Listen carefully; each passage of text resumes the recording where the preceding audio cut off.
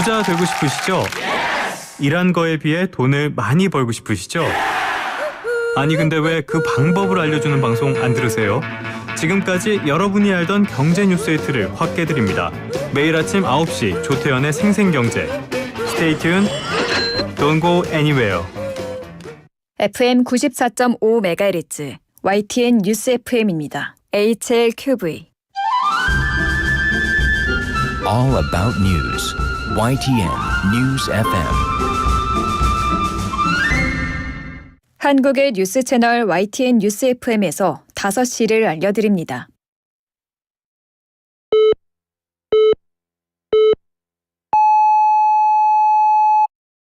기사 넘어 세상을 전합니다. 신율의 뉴스 정면 승부. 지금 시작합니다.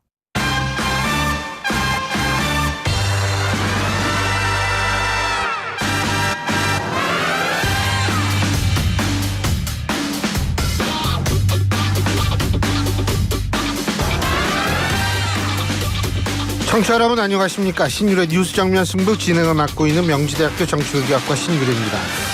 어제에 이어서 오늘도 참 날씨가 걱정입니다. 이 중부지방에도 강한 비가 쏟아지면서 피해가 잇따르고 있는데요. 이 경기도 파주에는 한때 시간당 100mm가 넘는 비가 내려서 도로와 자동차가 물에 잠겼습니다. 서울에도 올해 처음으로 호우 긴급 문자가 발송되기도 했는데요. 오전부터 비추기가 조금 약해졌지만 기상청은 오늘 밤부터 다시 구름대가 발달하면서 밤 9시부터는 매우 강한 비가 내릴 수 있다면서 주의해야 한다고 당부하고 있습니다. 가장 중요한 거 이거 비가 계속 이런 식으로 내리면 지반이 약해질 수밖에 없는데요. 자, 이 산사태 조심하시고 일부 지하차도는 지금 통제가 되고 있다고 합니다. 하지만 역시 비가 많이 내릴 때 지하차도 내려가시는 거 이것도 좀 조심하셔야 될 것 같습니다. 제가 항상 드리는 말씀이지만 비정상이 정상처럼 돼버린 사회, 비정상이 정상처럼 돼버린 기후에는 우리가 스스로 대비를 하고 그 비정상이 정상화된 정상이라고 느낄 수밖에 없는 그런 사회에 우리가 잘 대비를 하는 수밖에 없을 것 같습니다. 자, 오늘 저희가 준비한 소식 말씀드리죠. 2부에서는 국민의힘 안철수 의원 연결해서 현안에 대한 입장 들어보고요. 3부와 4부에서는 여의도 청년정치 이승만 전 대통령실 행정관, 더불어민주당 박성민 전 최고위원 두 분과 함께하겠습니다. 7월 17일 수요일 신율의 뉴스 정면 승부 지금부터 시작합니다.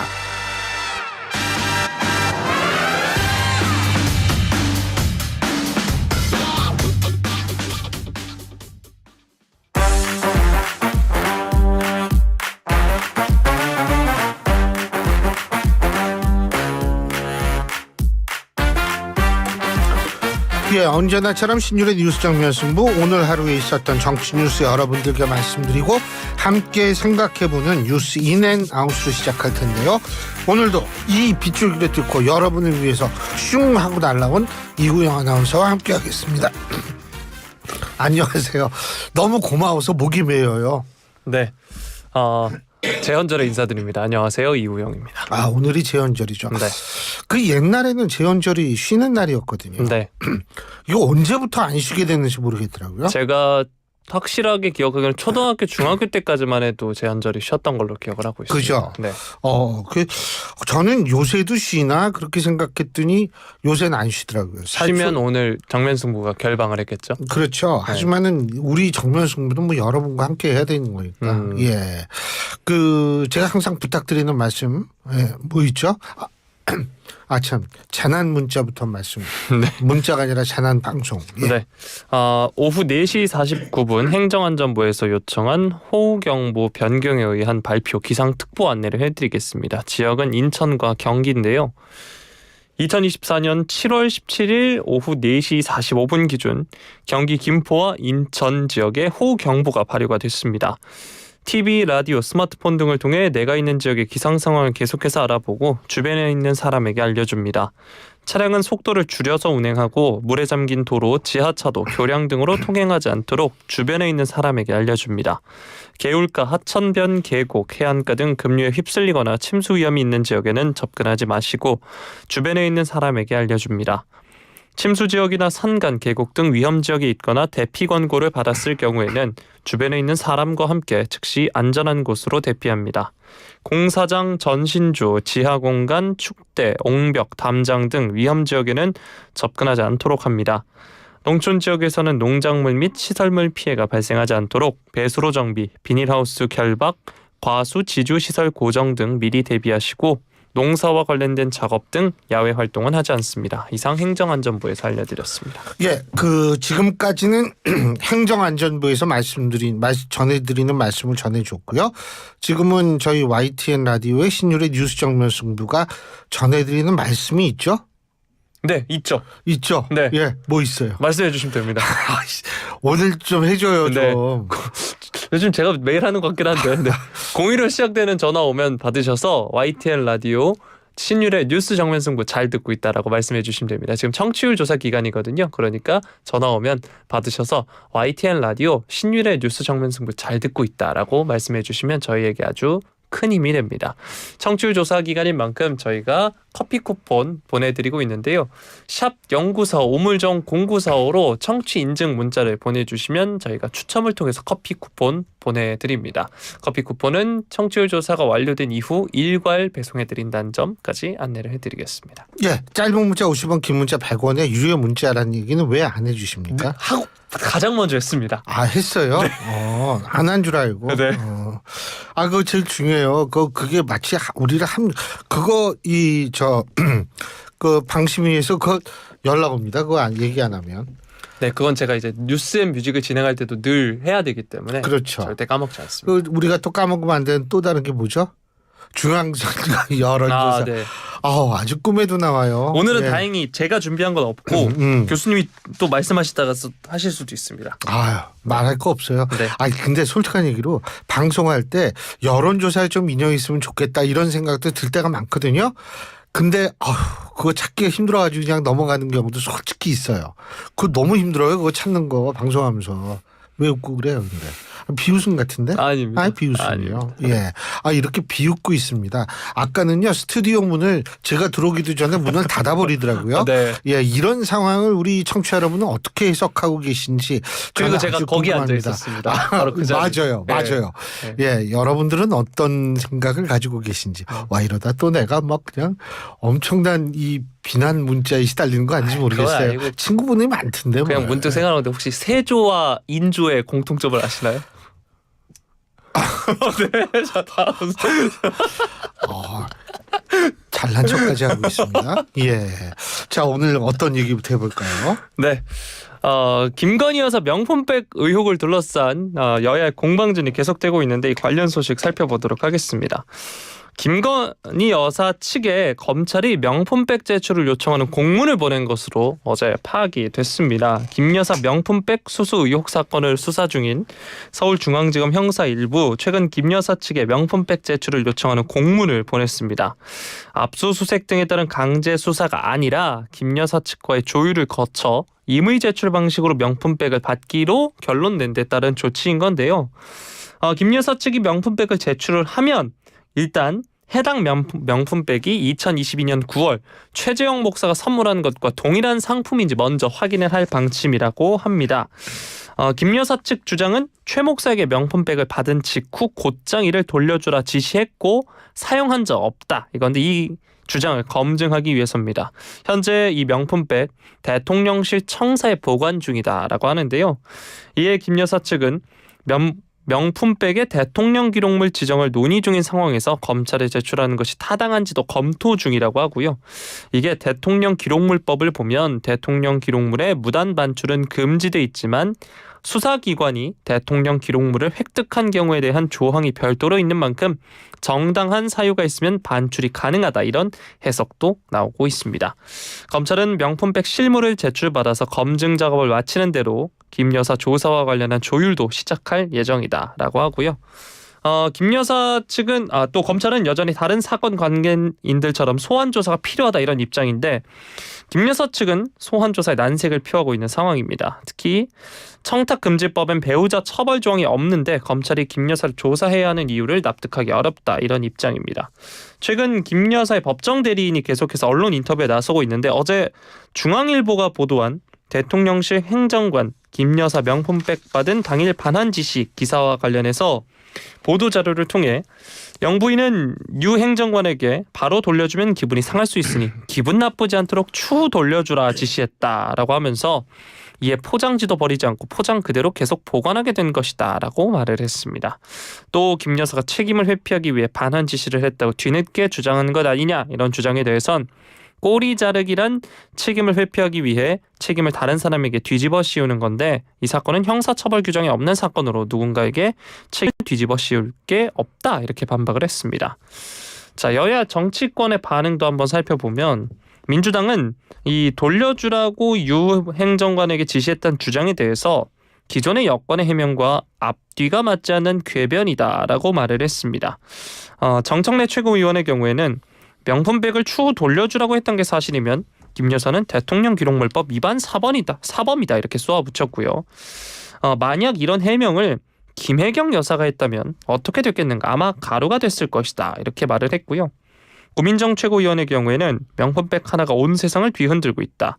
반환하면 국고 횡령이라고 할 때는 언제고 이제 와서 반환을 지시했다고 하니 김 여사와 용산 대통령실은 염치도 없어 보인다 이렇게 말을 했습니다.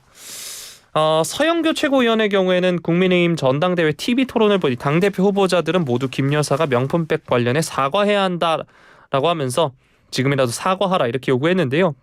자, 그러면 이 국민의힘 당권 주자들 반응도 한번 살펴보겠습니다. 오늘 4명의 후보가 CBS에 나와서 후보자 토론회에 나섰습니다. 명품백에 대한 반환 지시가 있었지만 행정관이 깜빡했다는 진술이 나왔는데 김 여사에 대한 검찰 조사가 어떤 식으로든 필요하다고 보는가라는 질문에 모두 오라는 팻말을 들었습니다. 한 후보는 어떤 진술이 나왔는지는 모르겠으나 이 사안에 대해 국민들이 궁금해하시고 대통령이 사과까지 했다.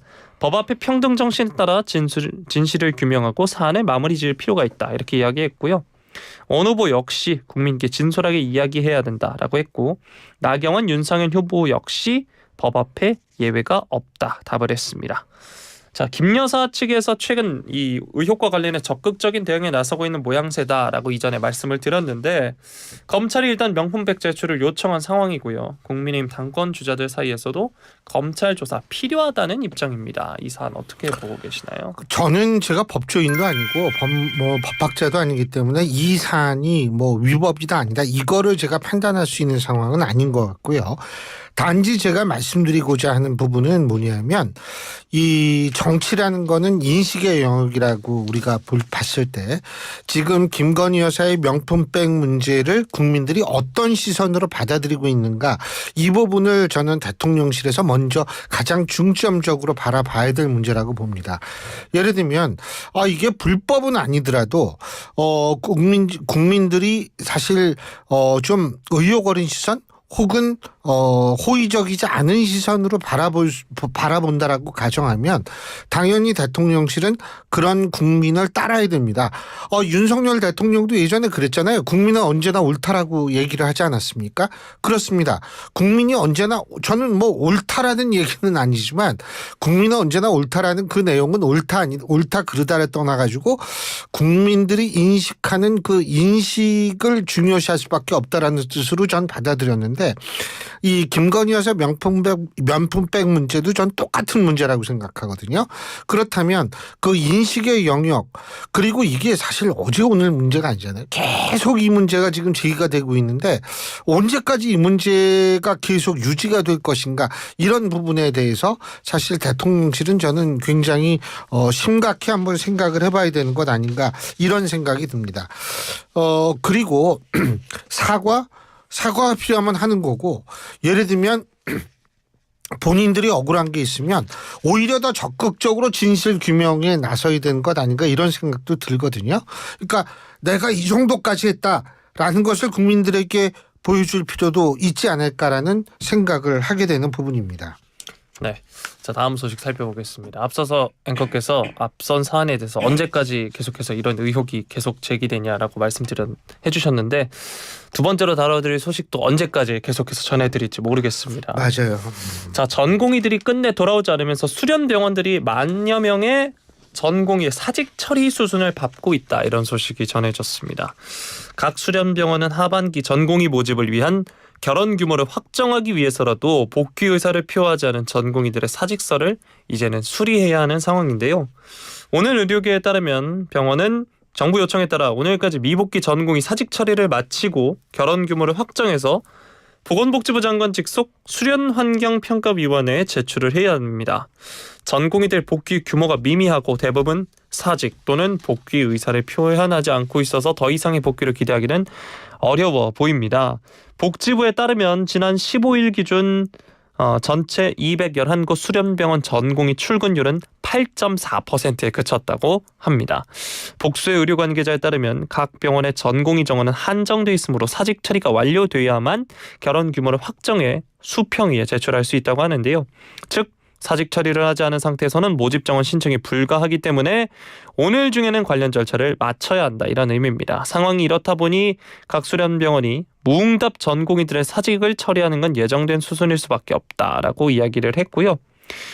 이미 빅5로 불리는 대형 병원들은 전공의들에게 사직 처리를 단행하겠다 통보를 보내고 있다고 합니다. 어제 오후 6시까지 회신을 요구했지만 응답한 전공의가 거의 없는 것으로 전해지고 있다고 서울대병원은 이야기했고요. 전공의들의 사직 처리를 둘러싼 의료계 반발은 여전한 상황입니다. 전국의과대학 교수협의회는 각 병원이 사직서 처리와 수리 시점 등을 일방적으로 결정할 게 아니라 소속 전공의와 충분한 논의를 거쳐야 한다는 목소리를 내고 있는 상황인데요. 이들은 전공의들의 의사를 충분히 존중해야 한다면서 수련 병원장들을 향해 전공의들을 보호하는 책임을 다해달라 요구하고 있습니다. 다만 병원 내부에서는 사직 처리 등 관련 절차를 더 이상은 미룰 수 없다, 이런 의견도 적지 않은 상황이고요. 정부가 이 각 수련병원의 전공의 사직 복귀 여부를 확정하라고 요청을 하면서 이에 따르지 않으면 내년도 전공의 정원을 줄일 가능성을 시사하기도 했습니다. 자, 대부분의 전공의들이 끝내 돌아오지 않으면서 수련병원들이 만여 명의 전공의 사직 처리 수순을 밟고 있는 상황인데요.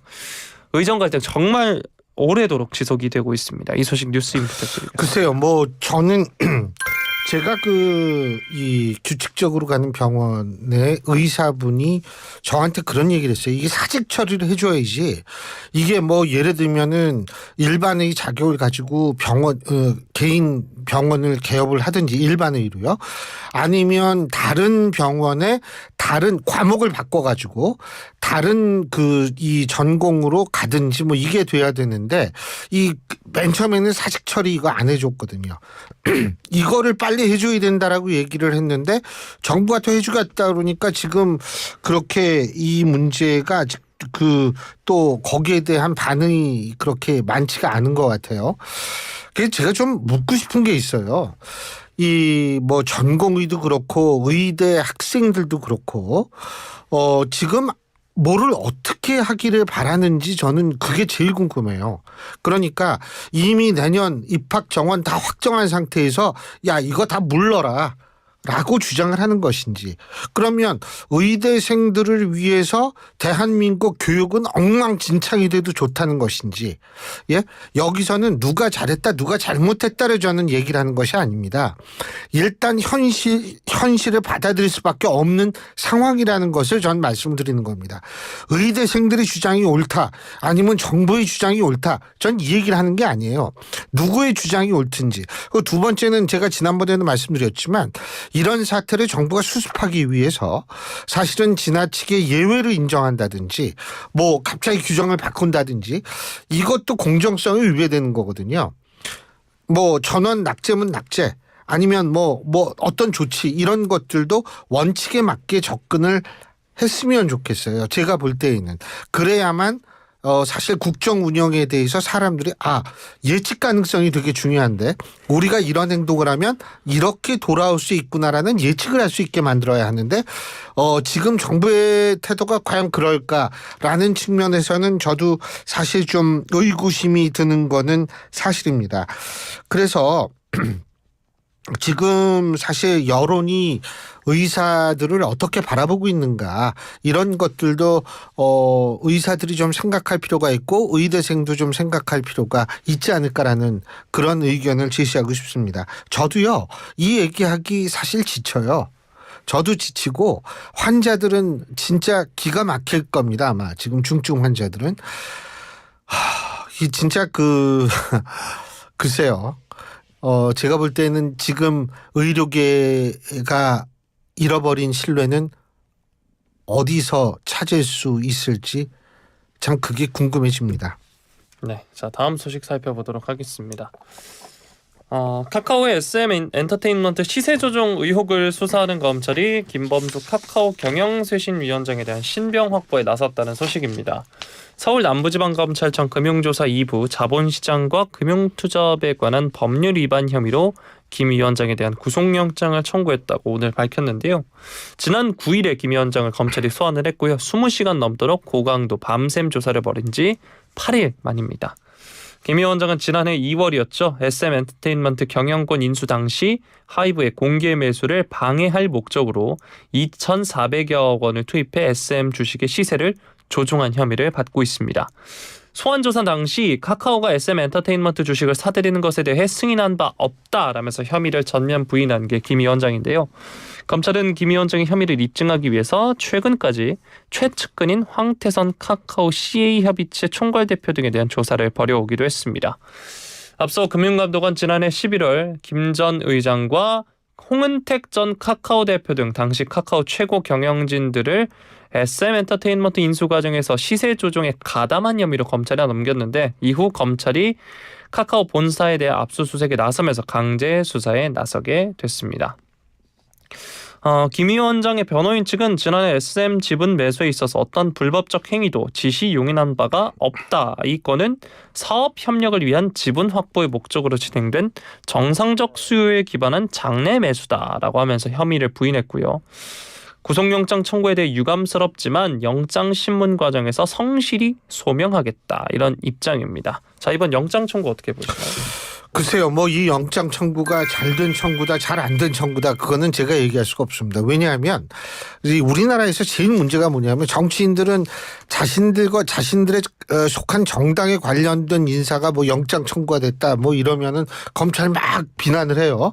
그리고 나가지고 영장 청구가 받아들여서 구속이 되면 또 검찰 탓을 합니다. 그런데 정확히 얘기한다면 영장 청구를 누가 청구를 해서 영장을 발부하는 사람은 누구냐면 검사가 아니라 판사거든요. 그런데 또 그래도 막 검찰 욕을 막 해요. 그러다 재판이 됩니다. 그럼 재판에서도 이 검찰의 이 악행에 대해서 뭘 어쩌고 저쩌고 막 떠들어요. 그러다 유죄 판결을 맞습니다. 그래도 또 검찰을 얘기합니다. 참 신기한 게 뭐냐면 사법부는 눈에 보이지 않는 건지 계속 검사 탓만 하거든요. 그런데 제가 지금 말씀드리고 싶은 것은 그렇기 때문에 저는 영장 청구가 잘 됐다 잘못됐다 우리 입장에선 거의 얘기할 수가 없고요. 특히 수사 진행 상황에서 이 제3자가 옳다 그르다 얘기할 수는 없다고 봐요. 왜냐하면 당사자 플러스 검사 플러스 판사가 제일 잘하는 당사자들이거든요. 사건 기록을 살펴보고 수사를 한 사람들이기 때문에.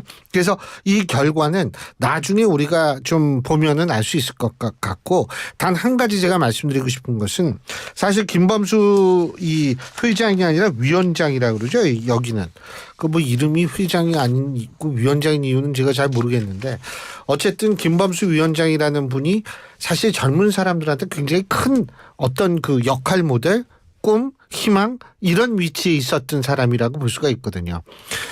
정말 전라남도 그렇게 부유하지 못한 농가에서 태어나서 정말 자수성가로 여기까지 올라온 사람이 바로 김범수 위원장인데, 그래서 젊은 사람들 같은 경우에는 우리도 정말 저렇게 될 수 있구나라는 하나의 역할 모델 노릇을 한 사람이라고 저는 생각합니다. 근데 이런 사람이 이렇게 좀 불미스러운 일에 지금 언급이 되고 있다는 사실 자체는 저는 사회적으로도 굉장히 좀 안타까운 상황이 아닌가 이런 생각이 듭니다.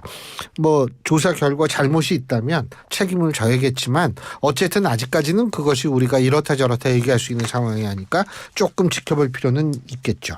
네. 자, 마지막 소식은 오늘 내린 비 관련된 소식들입니다. 서울에 호우경보가 발령이 됐죠. 오늘 아침에 놀라신 분들이 많으실 것 같은데 서울 기준으로 천둥 번개 소리도 많이 났고요. 기상청이 오늘 수도권에 올해 들어 처음으로 호우 긴급 재난 문자를 발송을 했습니다. 도로 곳곳이 물에 잠기고 전동차 간대 운행을 멈추기도 했는데요. 서울의 경우 동부간선도로 전 구간이 통제되기도 했습니다. 중부지방 집중호우로 중랑천 수위가 상승함에 따라서 오늘 오전 9시 7분부로 동부간선도로 전 구간을 통제한다 이렇게 밝혔었는데요. 또 기상청은 오늘 오전 8시 45분 서울 전역을 비롯해서 인천과 경기, 부천, 구리에 호우경보를 발령하기도 했습니다.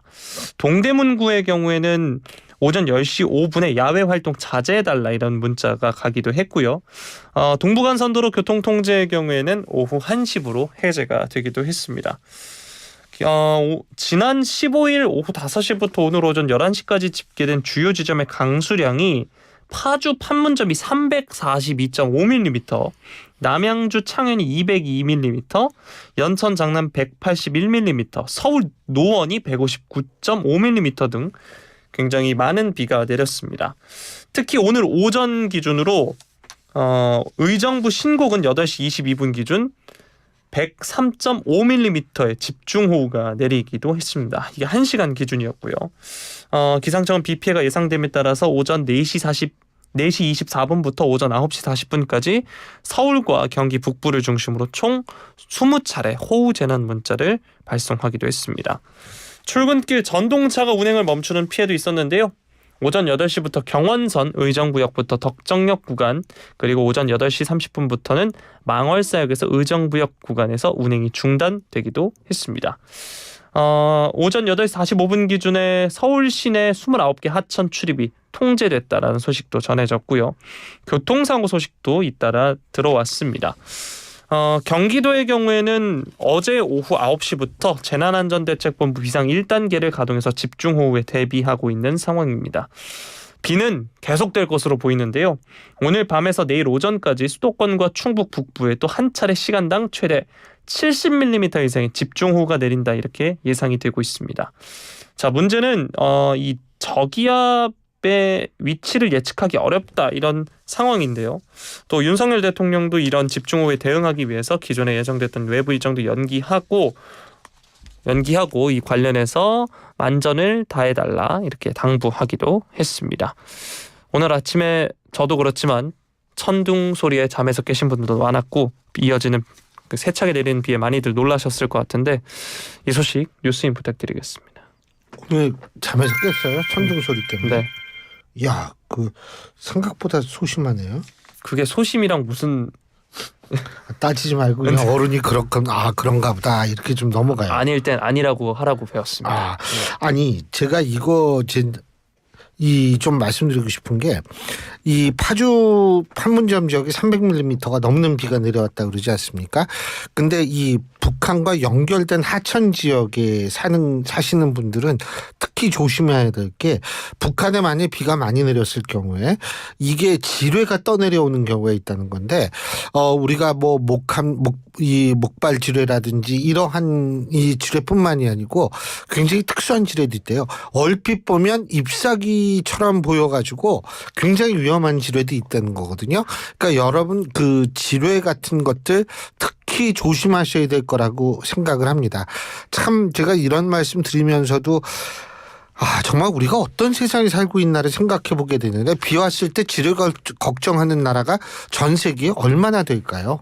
참 우리도 참 북한이라는 특수한 집단과 이 맞대고 산다라는 것을 심지어 기후 때문도 느낄 수 있다라는 거 저는 이게 비극이 아닐까 이런 생각을 해보게 됩니다. 오늘 여기까지 하죠. 수고하셨습니다. 고맙습니다. 지금까지 이우영 아나운서였습니다. 요즘 사람 구하기 너무 힘드네. 피자 나왔습니다. 사장님, 저희 파스타 시켰는데요. 하이오더해 주문에 서빙 계산까지 정신없네. 하이오더해 테이블에서 주문과 결제를 한 번에 KT니까 믿을 수 있으니까 KT 하이오더 가입 문의 100번 대한민국 대표 트렌치 코리아 트렌치. 식품, 주방, 욕실, 조경, 토목, 건축 트렌치. 전 세계 유명 트렌치를 한눈에 설계에서 시공까지 기술력으로 인정받는 대한민국 트렌치 코리아 트렌치. 코리아 트렌치 코리아 트렌치. 모든 인쇄 가능한 성원의 드피아 온라인 주문 간편한 성원의 드피아 누구든지 어디서나 쉽고 빠르게 인쇄의 유토피아 성원의 드피아 여름에는 부채 판촉물 다양한 부채 역시 성원의 드피아 카멜로 장갑 하나로 일상이 안전해진다. 안전한 용접 장갑 카멜로 편안한 작업 장갑 카멜로 세련된 안전 장갑 카멜로 오늘도 손끝 하나 다치지 않고 일 잘 끝냈습니다. 장갑은 카멜로. 행정안전부가 말씀드리는 호우대비 국민행동요령을 말씀드리겠습니다. 수도권과 강원도를 중심으로 비가 내리고 있으며 내일은 전국 대부분 지역에 비가 내리겠습니다. 하천변, 계곡, 농수로 등은 범람이나 급류 휩쓸림 등의 사고 위험이 있으니 가까이 접근하지 마시기 바라겠습니다. 차량 주행 중 침수되거나 통제된 지하차도, 하상도로는 진입하지 마시고 우회하시고요. 반지하 주택 등 지하 공간 바닥에 물이 차오르면 즉시 지상으로 대피하십시오. 차량 확인 및 이동을 위한 진입도 금지합니다. 그동안 내린 비로 집안이 약해져 있으니 산사태, 비탈면, 축대 붕괴가 우려되는 지역은 접근하지 마시고 미리 대피하시기 바랍니다. 비가 올 때는 논, 밭, 물고 관리를 하지 않습니다. 이상 행정안전부에서 말씀드렸습니다. 자, 신율의 뉴스 정면 승부 1부 순서 여기서 줄이고요. 잠시 뒤 2부에서 뵙겠습니다. 안녕하세요. 노란우산 홍보대사 정준호입니다. 안녕하세요. 노란우산 홍보대사 남보라입니다. 보라씨, 사장님들이 노란우산을 쓰는 이유 아세요? 꿈을 쓰는 것과 노란우산을 쓰는 게 같아서 아닐까요? 네, 맞아요. 그래서 노란우산은 연 최대 500만 원 소득공제, 연복리 효과로 퇴직금 역할은 물론 공제금 압류 금지와 경영 세무 상담으로 사장님의 소중한 꿈을 응원하고 있습니다. 대한민국 사장님은 꼭 가입하셔야 할 사장님 지원 플랫폼 노란우산. 노란우산 쓰세요 경기도민이라면 시내버스 환급 광역버스 환급 다 된다 더 된다 신분당선 환급 GTX 환급 다 된다 더 된다 더 경기 패스 경기도민을 위한 대중교통 무제한 환급카드 더 경기패스. 자세한 내용은 더 경기패스를 검색하세요. 아침 출근길엔 신나는 배승희의 뉴스 파이팅이 있다면 퇴근길엔 뭘 들으면 좋을까요? 오후 5시부터 7시까지 이슈를 콕콕 찍어주는 신율의 뉴스 정면 승부 꼭 한번 들어보세요.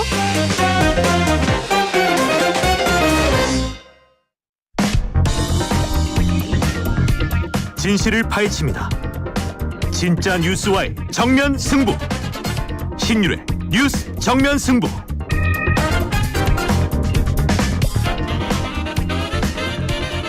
신율의 뉴스 정면 승부 2부 시작합니다. 오늘 2부 정면 인터뷰에서 만나볼 분 국민의힘 안철수 의원입니다. 지금 전화 연결되어 있습니다. 안 의원님 안녕하세요. 예, 안녕하셨습니까? 예.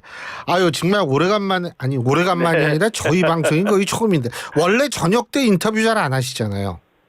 전 저녁 때 일정이 많았는데 오늘 일부러 싹 다 비웠습니다. 야, 그러세요? 네, 고맙습니다. 근데 있잖아요. 요새 국민의힘 전당대회 보시면서 어떤 생각 드세요? 뭐 의자도 날라다니고 의자 얘기도 나오고 막 뭐 폭력으로 얼룩졌다, 네거티브로 얼룩졌다 이런 얘기 나오는데 어떻게 보십니까? 뭐 저는 한마디로 마치 선거에서 크게 이긴 전당대회 보는 것 같습니다. 사실 헌정사상 집권당이 가장 큰 패배를 했지 않습니까? 예. 그러면 당연히 이 전당대회라는 게 그게 무슨 원인인가 그리고 또 어떻게 변화하고 혁신을 해야지 국민께 다시 신뢰를 얻을 수 있는가, 예. 당을 다시 재건할 수 있는가, 그리고 그것을 가장 잘할 후보가 누구인가, 그렇게 해서 사람을 뽑아야 되지 않습니까? 예. 근데 그런 논의는 완전히 잊어버리고 그냥 편가르기 논쟁하고 상호 비판만 난무하고 있으니까 뭐 어떤 분이 그러시더라고요. 이건 전당대회가 아니고 뭐 분열대회, 자폭대회 이렇게 표현도 하시더라고요. 당원분인데. 그래서 저는 좀 걱정되는 것이 이 상태가 계속되면은 더 지지층도 떨어져 나가고 비록 당대표가 뽑히더라도 당내에서 서로 앙금이 생긴 골이 깊은 그런 상황에서 과연 이분들을 하나로 통합을 해서 힘을 모을 수 있을까? 그게 굉장히 난관에 부딪히지 않을까 우려스럽습니다. 그러면은 안철수 의원님께서는 야 이번에 전당대회 안 나가길 진짜 잘했다 이렇게 생각하십니까?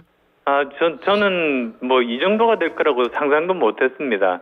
제가 친한 중견 언론인 분들이 많이 계신데요. 뭐 예. 여기서 30년 이상 이렇게 취재를 정치부에서만 하신 분들도 계신데 예. 그분들 말씀도 자기가 평생 정치권을 봐왔지만 이렇게 혼탁한 전당대회는 처음 본다고 그 말씀을 하시길래 제가 걱정이 더 커졌습니다. 예, 그렇군요. 그런데 이번에 등장한 의혹들이 좀 있어요. 예. 그러니까 그 중에서 이 댓글팀 이거 어떻게 보세요? 이 부분은? 그러니까 댓글팀을 불법적으로 운영하는 것 자체는 그건 법 위반이죠. 예. 있어서는 안 됩니다. 예. 그래서 아마도 이건 그냥 넘어가지 않고 그 전당대회가 끝난 뒤에 누가 대표로 뽑히더라도 당에서 제대로 감찰반이라든지 제대로 조사에 들어가서 이런 일이 다시는 우리 당에서는 생기지 않는다. 그 믿음을 국민께 심어줘야죠. 안 그러면은 아마도 앞으로 우리가 치르는 선거 때마다 저 댓글팀 공작이야 뭐 이런 이야기가 나오지 않겠습니까? 그래서 이번 기회에 정말 뿌리를 뽑지 않으면 우리가 앞으로 치를 선거에 아주 악영향을 끼칠 거다. 그렇게 말씀드리고 싶습니다. 물론 이제 지금 제기되고 있는 댓글팀 문제는 과거 한동훈 후보가 법무부 장관 시절에 뭐 운영이 됐다라는 그런 의혹 아니겠어요? 그런데도 이제 확실하게 이걸 잡지 않으면 계속 유사한 의혹이 나올 것이다. 이렇게 보시는 거군요. 네, 그렇습니다. 예. 그리고 또 만약에 또 뭐 그게 사실이라고 한다면 그건 있을 수 없는 일이죠. 국가 돈으로 그런 일을 했다는 거 아니겠습니까? 개인 사비나 또는 뭐 후원을 받아서 한 게 아니고요. 그럼 그건 더 있으면 안 되는 일이죠. 이거 그러니까 수사가 들어갈 거라고 보시는 거예요? 글쎄요. 우선은 당 내부에서 제대로 감찰을 통해서 제대로 밝히는 게 저는 바람직하다고 봅니다. 예. 당내 일을 그렇게 다른 행정부라든지 또는 뭐 사법부에다가 맡기는 것 자체는 저는 옳지 않고 정치적인 문제는 정치적으로 풀어야 된다는 게 제 생각인데요. 근데 만약에 어떤 지지자분들 가운데서 또는 시민단체에서 이것에 대해서 고발을 한다면 뭐 할 수 없이 수사에 들어가야 되지 않겠습니까? 예. 근데 하지만 일단은 당내에서 감사라든지 이런 거를 통해서 밝혀야 된다. 이렇게 보시는 거죠. 네, 정치적인 문제는 정치적으로 푸는 것이 맞다. 그게 예. 제 생각입니다. 자, 그리고요. 안철수 의원님께서는 결선 투표 갈 확률이 몇 %라고 보세요? 글쎄요. 저는 반반 정도로 보고 있습니다. 예. 그러니까 처음 시작 때는 거의 100% 가깝게 1차 투표에서 끝날 거라고 생각했지만은 예. 지금 워낙 혼탁하고 뭐 여러 가지 의혹들이 나오고 이런 상황에서 예. 과연 처음부터 4명이 이렇게 전당대회에 온 상태에서 한 사람이 과반을 얻을 수 있을까? 그런 일은 참 드물거든요. 예. 예, 한 2명, 3명 정도면 한 사람이 과반을 얻는 경우가 꽤 생깁니다만 4명은 굉장히 좀 힘듭니다. 아, 숫자가 많아질수록 그죠? 네, 그럴수록 더 힘들어지게 됩니다. 예. 그래서 지금 반반이다. 두 번째, 그 이번 전당대회에서 윤심이라고 불리는 그러한 그 요소가 영향을 미친다고 보세요? 뭐 작년에 제가 출전했던 그때에 비하면 훨씬 줄어들었죠. 예. 그러니까 그때는 대통령실의 수석들까지 막 나섰지만은 지금은 그런 모습은 보이지 않고 있지 않습니까? 예. 대신에 둘만이 받을 수 있는 텔레그램 문자가 유출됐다는 건 어느 정도 대통령실에서 관여했다는 걸 부인하기가 참 힘듭니다. 그리고요. 그래서 누가 될 것 같으세요? 죄송합니다. 저도 사실 이번 경우는 잘 모르겠습니다. 예. 네, 근데 저는 누가 되든지 간에 된 분이 이렇게 편가르기나 또는 선거공학적인 생각만 하기보다는 나름대로의 당 혁신 방안을 들고 나오고 그 다음에 또 최근에 의료 대란이 가장 중요한 민생 현안인데 거기에 대한 해결책을 정부에 제시하고 설득하고 그 다음에 세 번째로는 미래 우리가 먹고 살 수 있는 그런 비전 그리고 또 어떻게 하면 중산층을 두텁게 그러니까 양극화가 심해진다는 말을 저는 부정적인 의미여서 별로 좋아하지는 않습니다. 오히려 우리가 예전에 80년대 누렸던 그런 두툼한 중산층을 가진 건강한 그런 대한민국을 만드는 미래 비전 이런 것들을 내세우고 거기에 따라서 노력하는 게 이번 대표로 뽑힐 사람의 책무라고 생각합니다. 만일 말이에요. 한동훈 후보가 당선됐다라고 가정했을 때 한동훈 특검을 아마 들고 나올 가능성이 높거든요. 민주당도 그렇고. 그러면 이게 어떻게 처리될 거라고 보세요? 글쎄요. 그건 이제 만약에 한동훈 후보가 대표가 된다면 한동훈 후보가 우선 풀어야 하지 않겠습니까? 우선 1차 투표에서야 민주당이 150석이 훨씬 넘으니까 그냥 민주당이 발의한다면 민주당이 통과되는 건 당연하고요. 근데 그 다음에 이제 청와대와 이제 한동훈 후보가 대표가 된다면 그 관계 설정에 따라서 대통령이 거부권을 행사하느냐 이제 그 문제가 있을 테고요. 그 다음에 또 두 번째로는 이제 다시 왔을 때 국회에서 제2요구를 과연 우리 당 108명 여당 의원들이 모두 다 일치 단결해서 그걸 거부권을 행사할 거냐? 그건 또 다른 문제죠. 그러니까 대표로 뽑힌 사람이 이제 한 사람 한 사람 설득해 나가는 그런 일종의 미국식이라고도 볼 수도 있겠습니다만. 그럴 필요가 있다. 그럴 필요가 있습니다. 한동훈 후보가 많이 당선된다라고 가정했을 때 당정 관계 신평 변호사님은 분당될 것이다 이런 말씀 딴 방송에서 하신 모양이던데 안철수 의원님께서는 어떻게 보세요? 글쎄요, 그렇게 저는 그러니까 만약에 분당이 되면은 그 다음에 어떻게 할 것인가? 사실 그게 예전에도 한번 선례는 있었죠. 노무현 대통령 때. 그래서 열린 우리당을 창당해서 성공을 거두긴 했습니다만 그때는 나름대로 대통령 지지율이 굉장히 높았을 때였고요. 지금은 대통령 지지율이 20%대에서는 새롭게 신당을 만들 동력을 만들기는 굉장히 어렵습니다. 그래서 저는 신평 변호사님의 그 말씀은 조금 뭐라고 그럴까요? 약간 과장된 공포감을 조성할 수 있는 그런 발언은 아닌가 생각합니다. 알겠습니다.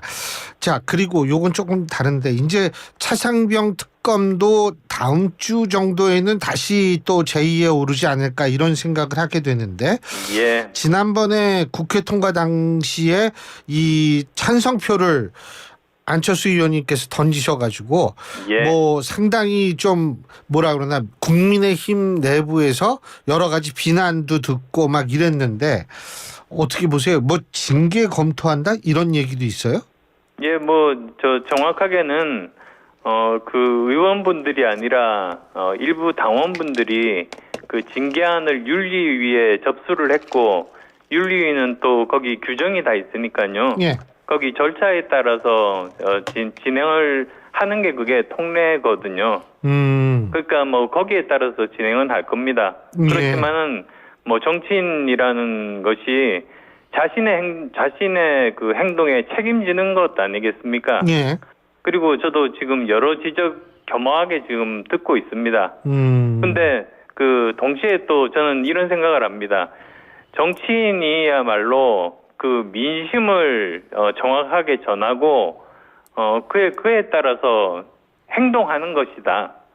그리고 또 만약에 민심이 그 정치인과 생각이 다르다면 예. 그러면 또 그 민심을 열심히 설득해서 그 본인의 생각과 같은 방향으로 이렇게 맞추는 노력이 필요한 게 그게 정치인의 숙명 아니겠습니까? 예. 근데 그 사실 뭐 저희 그 지역구만 하더라도 그렇고 전 국민적으로도 보아서도 특검 찬성이 70%에 달합니다. 예. 그래서 저는 그 당시에 국민의 뜻에 따라서 뭐 지역구 주민들의 뜻에 따라서 그 찬성을 했고요. 예. 그렇지만 제가 제일 바라기로는 여야 합의를 바랬습니다. 예. 그래서 여야가 합의된 안 같으면 예전에 선례가 있지 않습니까? 예. 이태원 특별법이 계속 이렇게 부결되다가 결국은 그 영수회담을 통해 가지고 그 부분에 대한 합의가 이루어지고 통과가 된 것처럼 저는 그 지금까지 여러 대통령들 이렇게 보시면 특검을 한 번도 안 했던 대통령이 없지 않습니까? 예. 그러니까 임기 내내 저 특검을 한 번도 안 하기는 굉장히 힘듭니다. 그래서 저 사실 이번 경우에도 제가 꼼꼼히 한번 살펴보니까 그 사안들이 전부 뭐 어떤 저 탄핵 요건을 갖추지 못했더라고요. 그러니까 지금 현재 야당이 탄핵 주장하는 여러 가지 이유가 5가지인데요. 최상병 순직 외압이 있고 김건희 여사 부분이 있고 그 다음에 9.19 합의 파기가 있고 그 다음에 일본과 관련돼 가지고 강제징용 관련이라든지 후쿠시마 오염수 방류라든지 이런 것이 있는데 그게 다 그 탄핵 사유에 해당되지 않습니다. 그래서 저는 그런 것에 대해서 뭐 지나치게 그 방어적인 그런 자세를 취하기보다 오히려 만약에 이번에도 계속적으로 그 저 거부권만 행사한다면 민주당은 아마도 3년 내내 이걸 들고 나올 겁니다. 그러면은 한동훈 후보가 그 최상병 특검법 주장한, 그러니까 민주당의 특검법하고는 다르죠. 네. 그거는 안철수 의원님은 동의하세요? 그러니까 저는 최선은 여야 합의입니다. 예. 그 다음에 차선이 3자 추천은 아닙니다. 예. 그러니까 민주당 쪽에서 추천하는 것도 아니고 저 여당이 추천하는 것도 아니고 변협이라든지 또는 그 대법원장이라든지 이런 3자가 추천하는 것은 저는 검토해 볼 만하다고 생각합니다. 그런데 지금 민주당 안은 여야 합의도 아니고 3자 추천도 아닌데요. 그죠? 네, 그렇습니다. 그렇지만 저는 그 정도면은 차악 정도일 겁니다. 민주당이 지금 현재 아니요. 차악 정도. 그래서 된다. 저도 그때 표결에 참여했을 때 사실 이렇게 뭐 좀 거칠게 표현하자면 최선이 아니면 차선을 택하고 차선이 없다면 차악을 택하고 결국은 최악은 막아야 되는 거 아니겠습니까? 그런데 많은 국민들께서 이 문제에 대해서는 국가를 위해서 꽃다운 목숨을 바친 젊은이에 대해서는 사람들이 의혹이 있다면 진상을 밝히고 그에 따른 합당한 국가 최고의 예우를 해드리는 게 그게 정말 그 보훈에도 맞고 예. 그리고 그 보수에서 가장 중요하게 생각하는 이 안보요? 이 국방과 안보에 가장 부합하는 일 아니겠습니까? 저는 그런 생각에 어느 정도 제가 표를 던졌습니다. 그러면은 이제 재의결이 될 텐데 그때도 그런 생각이 바뀌지 않으실 거라고 보세요? 본인의 저는 생각이요? 지금도 바라기에 예.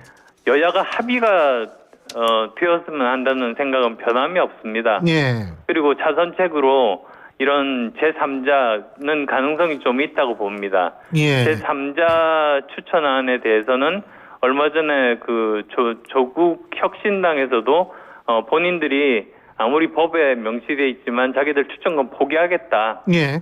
그랬지 않습니까? 예. 그러니까 진짜 민주당이 이것이 정쟁의 도구로서 생각하는 것이 아니라 진상을 밝히고 그 최상병의 죽음에 대한 그런 국민적인 의문만 풀고 명예를 회복시킬 수 있는 게 목적이라고 한다면 예. 저는 3자 추천안 못 받아들일 이유가 민주당이 없다고 생각합니다. 근데 만일 못 받아진 상태에서 재의결이 되면 안철수 의원님께서는 본인의 생각을 바꿀 의사는 없다 이렇게 이해도 되겠습니까? 결국은 저는 이 특검이라는 것이 결국은 많은 국민들이 원하고 필요하다고 생각해서 예. 차악 정도에 해당될 수 있지만 결국은 받을 수밖에 없다는 생각입니다. 알겠습니다. 한 가지 더. 김건희 여사 명품백 논란이요. 이게 지금 전대에서도 지금 논란이 되고 있는데 이 부분은 어떻게 해결해야 된다고 보세요? 저는 이 복잡한 사안 아닙니다. 예. 당사자 두 사람 아닙니까? 예. 그리고 또 거기에 비디오 녹취록도 다 있습니다. 예. 그래서 저는 이건 빨리 검찰 수사 매듭 빨리 짓고 그리고 그 결과에 대해서 국민들의 이 판단을 요하는 그런 간단한 사안이라고 봅니다. 그러면은 수사 매듭 짓기 위해선 출두도 해야 된다. 김건희 여사가 검찰 출두요. 그거야 검찰에서 결정하는 것이겠습니다만 어쨌든 예. 출석 요구를 하면 출석을 해야 된다. 이건 조속하게 검찰에서 수사 매듭 가능한 사안이다. 예. 그렇게 복잡한 사안은 아니다. 이렇게 보고 있습니다. 예. 김건희 여사 따로 할 일이 없을까요? 네, 제대로 된 진상 제대로 밝히는 게 필요하겠죠. 사과라든지 이런 것도 필요하다고 보시고요. 그건 이제 진상이 밝혀진 그 다음 문제 아니겠습니까? 예, 그렇군요. 알겠습니다. 지금 어쨌든 그리고 이 전당대회 과정에서 나오는 여러 가지 이거 전당대회 후에 간단하게 화합이 가능할까요? 다시 봉합이 가능할까요? 어떻게 보세요? 저는 굉장히 좀 어려운 상태에 와 있다 이렇게 생각합니다. 그러니까 그리고 봉합되기 힘들다. 국민들의 믿음도 이번 과정을 거치면서 예. 많이 잃어버린 것 같습니다. 그게 저만의 생각이 아니라 예. 저는 항상 매일 지역 주민들과 소통을 하니까요. 예. 결국은 그게 민심이 아닌가 싶습니다. 예. 그래서 예. 예. 누가 되든 당선된 대표가 예. 어떻게 이제 앞으로 일을 해나갈 것인가 저는 그게 굉장히 중요하다고 봅니다. 알겠습니다. 성패를 저하한다고 봅니다. 예. 오늘 말씀 잘 들었습니다. 고맙습니다. 네, 감사합니다. 예, 지금까지 국민의힘 안철수 의원이었습니다. 현빈입니다. 소파 고를 땐 살펴봐야 할 게 정말 많죠. 번거롭다고요? 그럼 이거 하나만 따져보세요. 사람들이 많이 찾는 소파인지 아닌지. 소파 브랜드 인지도 1위. 변함없는 1등 소파. 결국 자코모. 21, 22, 23년 엠브레인 소파 브랜드 인지도 조사 기간 한정. 안녕하세요. 인천 아시안게임 금메달리스트 손현재입니다. 최고의 플레이는 최고의 수면으로부터. 팀 코리아의 공식 파트너가 된 베스트슬립과 함께 파리올림픽 대한민국 국가대표팀을 응원합니다. 대한민국 국가대표 공식 침대 매트리스 베스트 슬립. 오늘을 기록하는 소리, 내일을 준비하는 소리, 그리고 인생을 돌아보는 소리. 모두의 성장을 고민하는 브랜드 오럼, 오래도록 가치 있는 평생 소장품을 만듭니다. 당신의 이야기가 완성되는 곳. 리틀 약사의 이름을 걸고 더더 깐깐하게 더더 꼼꼼하게 비타민 미네랄 더 히트스 더더 깐깐하게 더더 꼼꼼하게 오메가 유산균 더 히트스 유튜버 리틀 약사의 배합 노하우를 담았다. 더 히트스 합성 목재, 예스팀바, 산책로, 야외 데크, 울타리, 사이딩, 전원주택 인테리어까지 다양한 형태로 활용이 가능한 친환경 합성 목재, 예스팀바. 우수한 품질의 정부 조달 우수 제품, 나무 느낌 그대로. 합성 목재 예스팀바. 경동산업 주식회사. 예, 행정안전부가 발표한 호우경보 말씀드리겠습니다. 2024년 7월 17일 5시 30분 경기도 고양 지역에 호우경보가 발효됐고요. TV, 라디오, 스마트폰들을 통해서 내가 있는 지역의 기상 상황을 계속 알아보고 주변에 있는 사람에게 알려줍니다. 차량은 속도를 줄여서 운행하고 물에 잠긴 도로, 지하차도, 교량 등으로 통행하지 않도록 주변에 있는 사람에게 알려줍니다. 개울가, 하천벽, 계고, 해안가 등 급류에 휩쓸리거나 침수 위험이 있는 지역에는 접근하지 말고 주변에 있는 사람에게 알려줍니다. 침수 지역이나 산간, 계곡 등 위험 지역에 있거나 대피 권고를 받았을 경우에는 주변에 있는 사람과 함께 즉시 안전한 곳으로 대피합니다. 공사장, 전신주, 지하공간, 축대, 옹벽, 단장 등 위험 지역에는 접근하지 않도록 합니다. 농촌 지역에서는 농작물 및 시설 피해가 발생하지 않도록 배수로 정비, 비닐하우스 결박, 과수 지주시설 고정 등 미리 대비하고 농사와 관련된 작업 등 야외 활동을 하지 않습니다. 이상 행정안전부에서 말씀을 드렸고요. 자, 2부 순서 여기서 줄입니다. 우리들의 희망은 오직 한 가지. 어린이를 잘 키우는 데 있을 뿐입니다. 다 같이 내일을 살리기 위하여. 1923년 소파 방정화에 표한 어린이 해방선언의 일부입니다. 암울한 일제강점기에도 어린이라는 미래가 있어 희망을 품을 수 있었고 100년이 지나 대한민국은 선진국이 되었습니다. 하지만 지난해 말 한국의 합계 출산율은 0.6명대로 인구 소멸 수준. 다시 희망을 그려야 합니다. 아이를 낳고 키우고 싶은 여건, 아이가 안전하고 행복한 사회를 만드는 것. 아이들이 우리의 내일입니다. 존중과 포용, 더 나은 대한민국.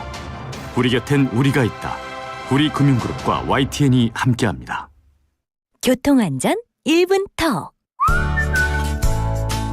안녕하세요. 가수 나비입니다. 올해 여름에는 정말 많은 비가 내린다고 해요. 잊지 말고 안전운전 아시죠? 고속도로에서 빗길 사고 치사율은 일반 도로보다 4배가 높다는 통계 결과도 나왔거든요. 운전 전에 전조등과 후미등, 와이퍼 작동 점검하시고요. 장마철엔 차량의 제동거리가 평소보다 늘어나는 만큼 제한 속도보다 천천히 충분한 차간 거리도 확보해주세요. 특히 집중호우 시에는 차량 이동을 자제해야겠죠? 지하차도는 피해 우회해서 혹시 모를 사고를 방지하는 것이 좋겠습니다. 장마철 많은 비에도 안전 운전. 소중한 나와 우리 가족을 지키는 습관입니다. 교통안전 1분 톡. 국토교통부와 한국교통안전공단이 함께합니다.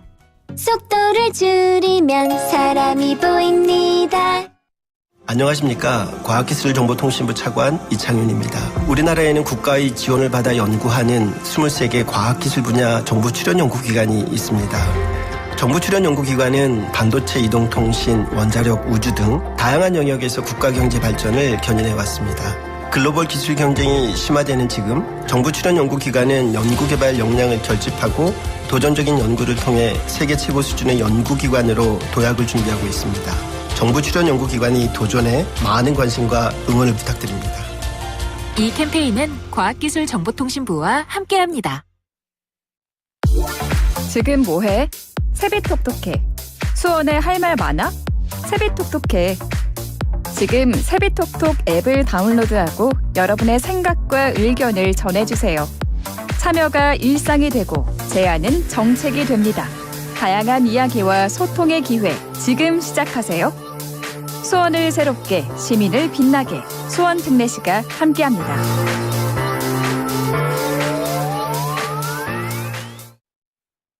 YTN News FM. 삼성과 함께하는 YTN 라디오 날씨와 교통정보입니다. 퇴근길 현재 서울은 빗길인데요. 오늘 오전에 통제됐던 동부간선도로는 오후 1시부터 통행이 재개됐습니다. 정상 소통이 가능한데요. 하지만 아직 성수 분기점 방면을 이용하는 차량이 거의 적은 상황입니다. 반대 의정부 가는 길 군자교부터 월릉 분기점, 월계 1교에서 상계교까지는 속도가 떨어져 있습니다. 교차하는 북부간선도로 상대적 교통량이 상당히 많은 모습인데요. 묵동 나들목 중심으로 양방향 전 구간에서 길게 밀리고 있습니다. YTN 라디오 날씨와 교통정보였습니다.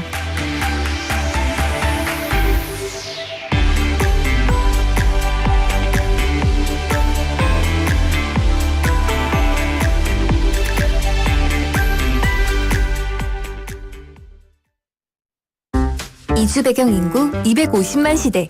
그 속에 우리 친구들도 있습니다.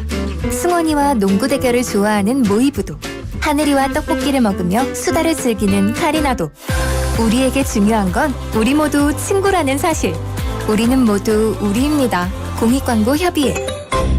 FM 94.5MHz YTN 뉴스 FM입니다. HLQV.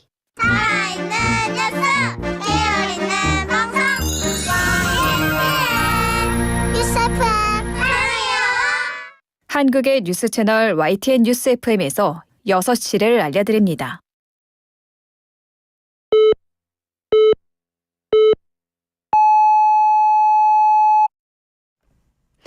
YTN 뉴스 FM 6시 뉴스입니다. 이 시간은 YTN 제공입니다. 더불어민주당이 모레 윤석열 대통령 탄핵 청원 청문회를 예고한 가운데 국민의힘은 헌법재판소의 신속한 판단을 촉구했습니다. 곽규택 수석대변인은 MBC 라디오에 출연해 증인들이 불법적 소환에 응하지 않을 수 있도록 헌재가 모레 전까지 효력정지 가처분에 명확한 판단을 내려야 한다며 이같이 말했습니다. 그러면서 탄핵안은 헌법상 국회의원 과반수 동의가 있어야만 발의될 수 있는데 단지 청원이 있었다는 이유로 탄핵 조사와 마찬가지인 청문회를 열겠다는 건 불법이라고 지적했습니다.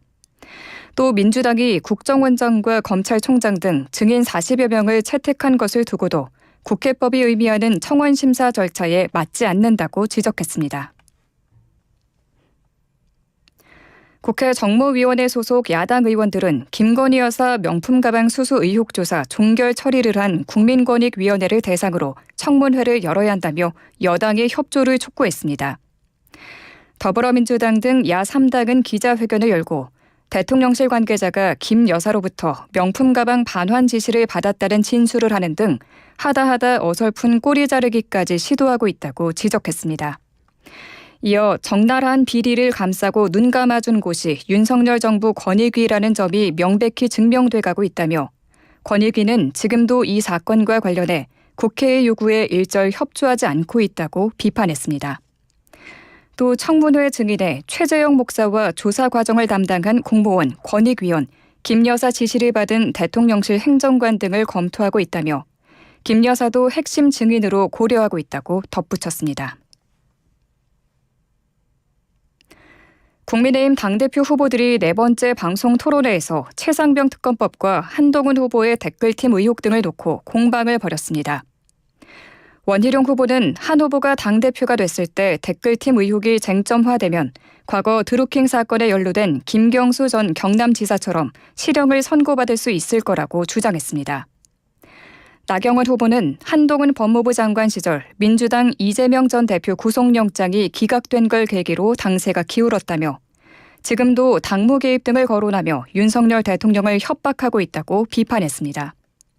이에 한 후보는 원희룡 후보가 민주당 양문석 의원의 주장을 앞세워 전당대회를 혼탁하게 만들고 있고 나경원 후보는 법무부 장관의 역할을 정확히 알지 못하는 것 같다고 반박했습니다.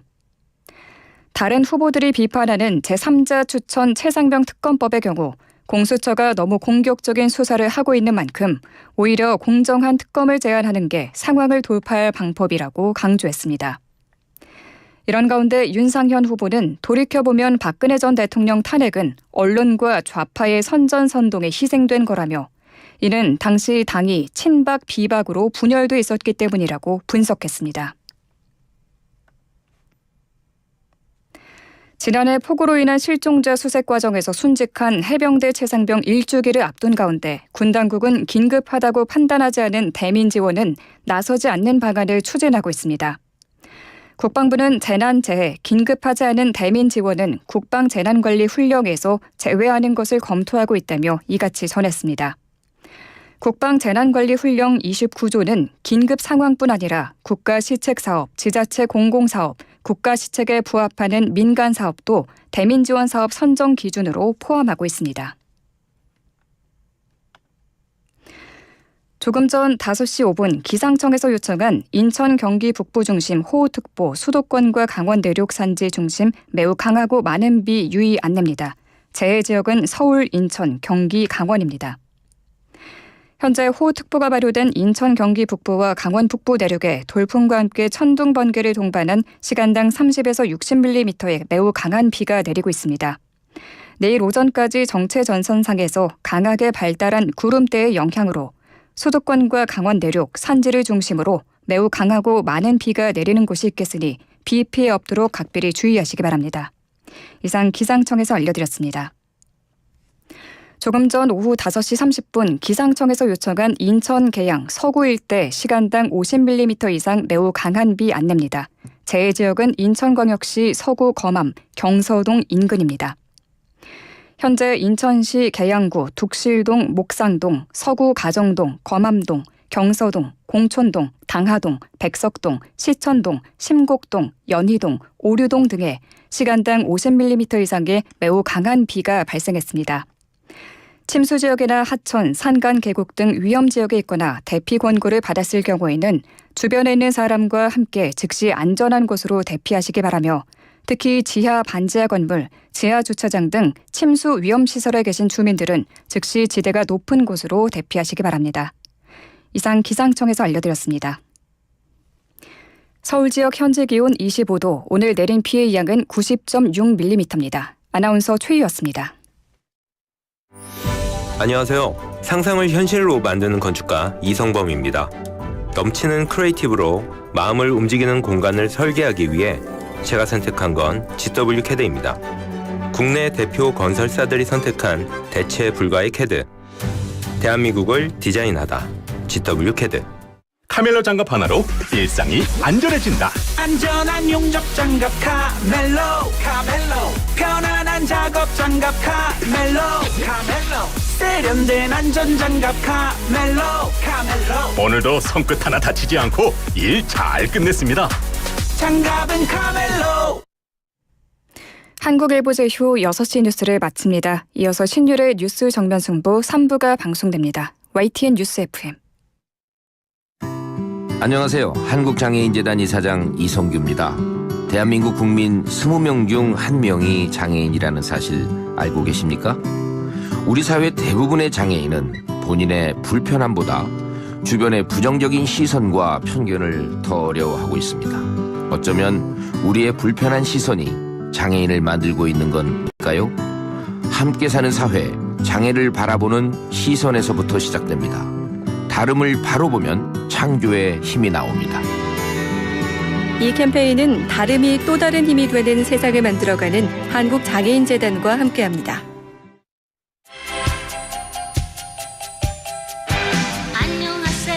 왔어요. 또 왔어. 그날이 왔어요.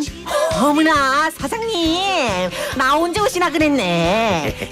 수박, 복숭아와 함께 돌아온 라디오 청취율 조사 기간.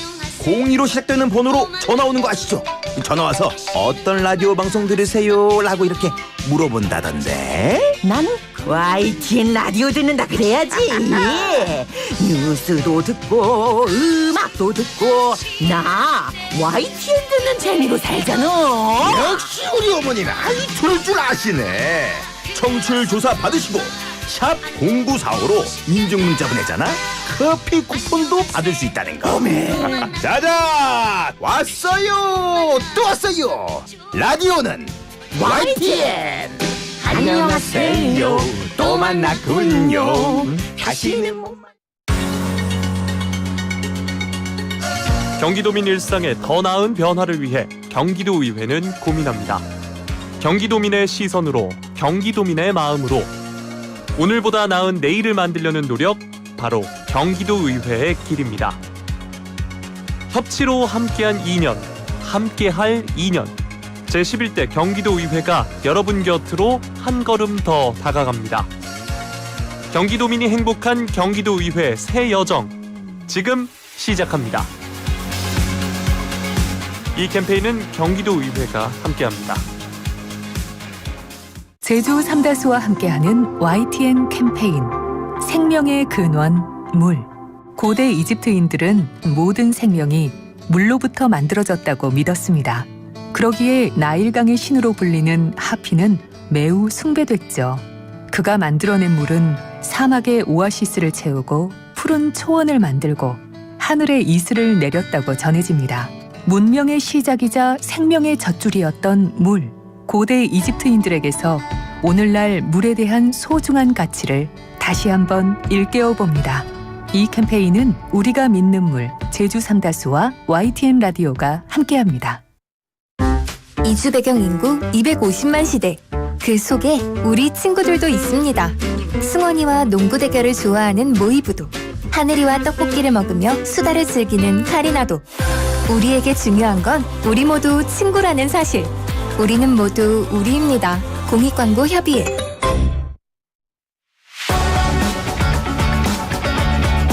치우치지 않은 공정함에 깊이 있는 분석을 더했습니다. 신율의 뉴스 정면 승부.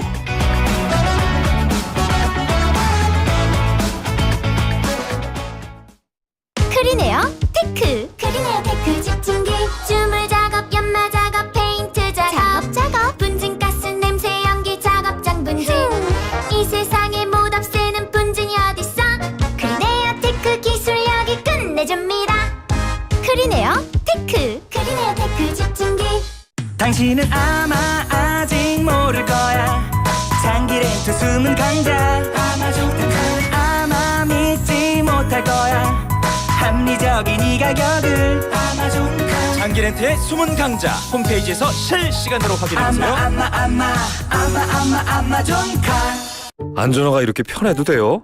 나도 모르게 집에까지 신고 간다니까요. 우린 발이 건강해야 하니까 안전화 아무거나 못 신어요.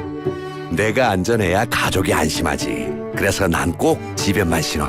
집엔 안전함을 구십하는 확실한 이유가 있다.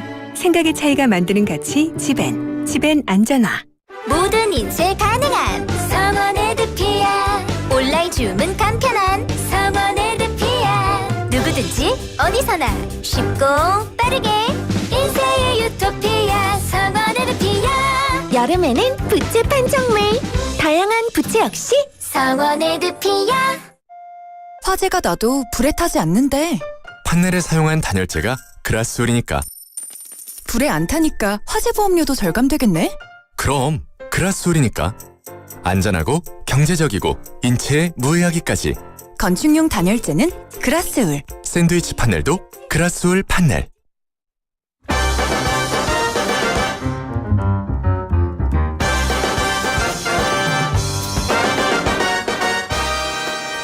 신율의 뉴스 장면 승부 3부 시작합니다. 제가 앞서 2부에서 그 안철수 의원께서 말씀하신 여론조사 개요를 말씀드리겠습니다. 차상병 특검법 찬성이 63.7%가 나온 여론조사고요. 미디어 토마토가 뉴스 토마토 의뢰로 5월 25일부터 26일간 실시한 이 ARS 방식의 여론조사입니다. 전국 18세 이상 성인 남녀 1017명을 대상으로 실시한 여론조사임을 말씀을 드리겠습니다. 자세한 내용은 중앙선거 여론조사 심의위원회 홈페이지를 참조하시면 됩니다. 자, 이 라라랜드 비슷한 음악, 이 음악과 함께 시작하는 신율의 뉴스 장면 승부 3부 여의도 청년전치입니다. 그런데 오늘은 박성민 전 더불어민주당 최고위원이 스튜디오에 나와 계신데요. 일단 안녕하세요. 안녕하십니까. 제가 일단이라고 말씀드린 것은 이승만 전 대통령실 행정관께서는 지금 집중호우로 인해서 지금 꽉 막힌 도로에 갇혀 있습니다. 그래서 직접 스튜디오에 지금 나와 있지는 못한데요. 이승만 전 대통령실 행정관은 전화로 지금 연결돼 있습니다. 안녕하세요. 안녕하세요. 이승환입니다. 예. 아니 어디 계신데 그렇게 꽉 막혀 있어요? 저희가 오늘 수도권 합동연설회가 있어서요. 예. 고양 체육관에서 제가 1시간 전에 출발을 했는데 지금 3km밖에 못 갔습니다. 예, 3km밖에 못 갔다. 그 네. 정도로 이 차가 그러니까 도로가 폐쇄된 겁니까 뭡니까? 지금 전혀 앞에 상황을 전혀 모르겠어요. 그냥 아예 나가지를 못하고 있는 상황이어가지고요. 예. 그냥 꽉 막혀 있습니다. 아유, 이거 교통통신원 역할까지 해주시는데 어쨌든 그쪽 길을 지나가시는 분들은 조심하셔야 될 것 같습니다. 네, 자유로 진입로 오시는 분들은 지금은 좀 피하셔야 될 것 같습니다. 예, 알겠습니다. 어쨌든 수고가 많으세요. 예? 예. 네. 참 방송하다 한 분은 나와 계시고 한 분은 물론 이런 경우 가끔 있어요. 그렇습니다. 예. 예. 일단은 어제 세 번째 TV 토론이 있었고 오늘 또 CBS 토론이 있었던 것으로 알고 있는데 지금 완전히 자폭전대다 이런 얘기 나오는데 우리 이승환 행정관께서는 어떻게 보세요? 이승환 위원장께서는? 오늘도 합동연설회가 끝나고 잠시 선관위가 모여서 회의를 했습니다. 예. 회의를 하면서 너무 과열된 게 있는 것 아닌가. 예. 다시 한번 좀 점검해보자. 예. 이런 얘기를 했었는데요. 예. 그런데 저희가 한 달 전만 하더라도 예. 굉장히 전대가 흥행이 안 될까봐 걱정을 했었습니다. 그래서 러닝메이트 제도라든지 다양한 이런 기법들을 좀 열어놓자 생각을 했었는데 이게 흥행이 너무 과열되다 보니까 여러 현상들이 있는 것 같습니다. 제가 생각하기로는 우리가 모닥불 피울 때 번개탄을 밑에 먼저 피우지 않습니까? 예. 근데 번개탄만으로 불을 피우면은 유독가스가 많이 나오는데 지금 좀 그런 상황이 아닌가 하는 생각이 듭니다. 아니 이게 지금 우리 박성민 최고위원께서는 물론 아직 굉장히 젊으신 분이지만 이런 거 보셨어요? 그러니까 이게 거의 다 같이 나락가는 그런 느낌이거든요. 그러니까 이게 토론회 과정에서 특히 선거를 앞두고 이렇게 토론회를 할 때는 당연히 과열될 수밖에 없어요. 근데 그걸 이해를 하지만 이게 보면 거의 하루에 한 개씩 뭔가 의혹이 터져 나오는 것 같아요. 예를 들면 한동훈 후보 같은 경우에는 댓글팀 의혹이 터졌고 나경원 후보 같은 경우에는 한동훈 후보에 의해서 나경원 전 의원이 공소 취소를 부탁했다. 이렇게 이야기를 하는 걸 보면 이렇게 하루에 하나씩 진실 게임 하는 느낌으로 이렇게 서로를 정말 향해서 비방을 넘어서서 법적인 조치까지 갈 수 있는 사안들이 이렇게 폭로하는 게 결국에는 어떤 당선이나 승복하는 그런 경쟁이 아니라 정말 보수 진영 전체의 위기를 가져다 줄 수 있는 방향으로 지금 이 모든 게 전개되고 있다. 근데 저는 어느 정도 지금 보면 한동훈 후보에 대한 십자포화가 좀 강해지면서 한동훈 후보도 좀 도끼를 품은 것 같아요. 그런 걸 봤을 때 서로 좀 자초한 면이 있다 이렇게 보입니다. 동의하세요? 동의는 안 할 수가 없는 상황이고요. 그런데 저는 지금 우리 당이 이 정도 지금 상황에 왔으면은 지금 이 폭풍우 내려치는 장마 속에 진흙탕 속에 들어간 겁니다. 그러면은 온몸 젖어야 되고 진흙 속에 굴러야지 빠져나올 수 있다고 생각하거든요. 그리고 지금 오늘 또 전당대회의 모습이 오늘 합동연설회의 모습이 앞선 모습들과는 많이 달랐습니다. 지난번에 폭력 사건도 있었고 좋지 않은 모습 많이 보여드렸었는데요. 이번에는 정말 질서정연했고 다른 후보에 대한 야유도 없었고 그리고 또 예전에는 지지하는 후보 연설이 끝나면 다 나가고 그런 모습들이 있었거든요. 예. 근데 그런 부분들이 당원들께서 먼저 자중시켜 주시는 그런 모습들에 조금 감동이 됐습니다. 그래서 물론 지금 이제 남아 있는 이제 내일 모레부터 투표가 시작되면서 후보자들 간의 그런 치열함은 더 있겠지만은 당원들께서 이제 좀 중심을 잡아주셔서 하나 되는 모습 만들어 주실 것 같다라는 기대감은 가지고 있습니다. 하나 되는 모습. 어떻게 보세요? 이거 아니 누군 분당대회라 그러더라고. 아니 좀 아까 안철수 의원께서도 뭐 당원으로부터 당원의 얘기다라고 말씀을 하시면서 이거 완전히 이런 분열 대회가 되는 거 아니냐. 봉합 가능하다고 보세요? 그러니까 이게 거의 뭐 천하제일 분열 대회 이런 느낌인데 뭐 봉합 가능성은 제가 봤을 때 없어 보여요.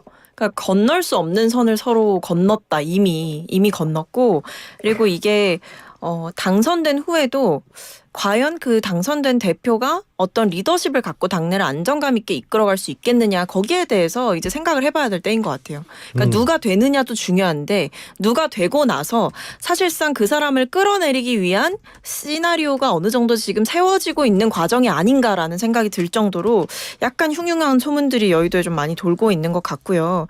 이 정도로 서로 공격을 하고 심지어는 뭐 형사사건을 청탁했네, 댓글팀으로 운영했네 이런 식으로 법적인 폭로전까지 이어지게 되면서 이렇게 되면 서로 이판사판이거든요. 이거는 당선된 사람도 그렇고 당선되지 못한 사람도 그렇고 영원히 마음에 이제 앙금을 갖고 싸울 수밖에 없어요. 그래서 만약에 누가 대표가 되더라도 조금만 잘못하면 아마 그 자리에서 내려와라, 사퇴 촉구한다 이 얘기를 아마 떨어진 후보들 중에 제일 빠르게 하실 분들이 계실 겁니다. 예.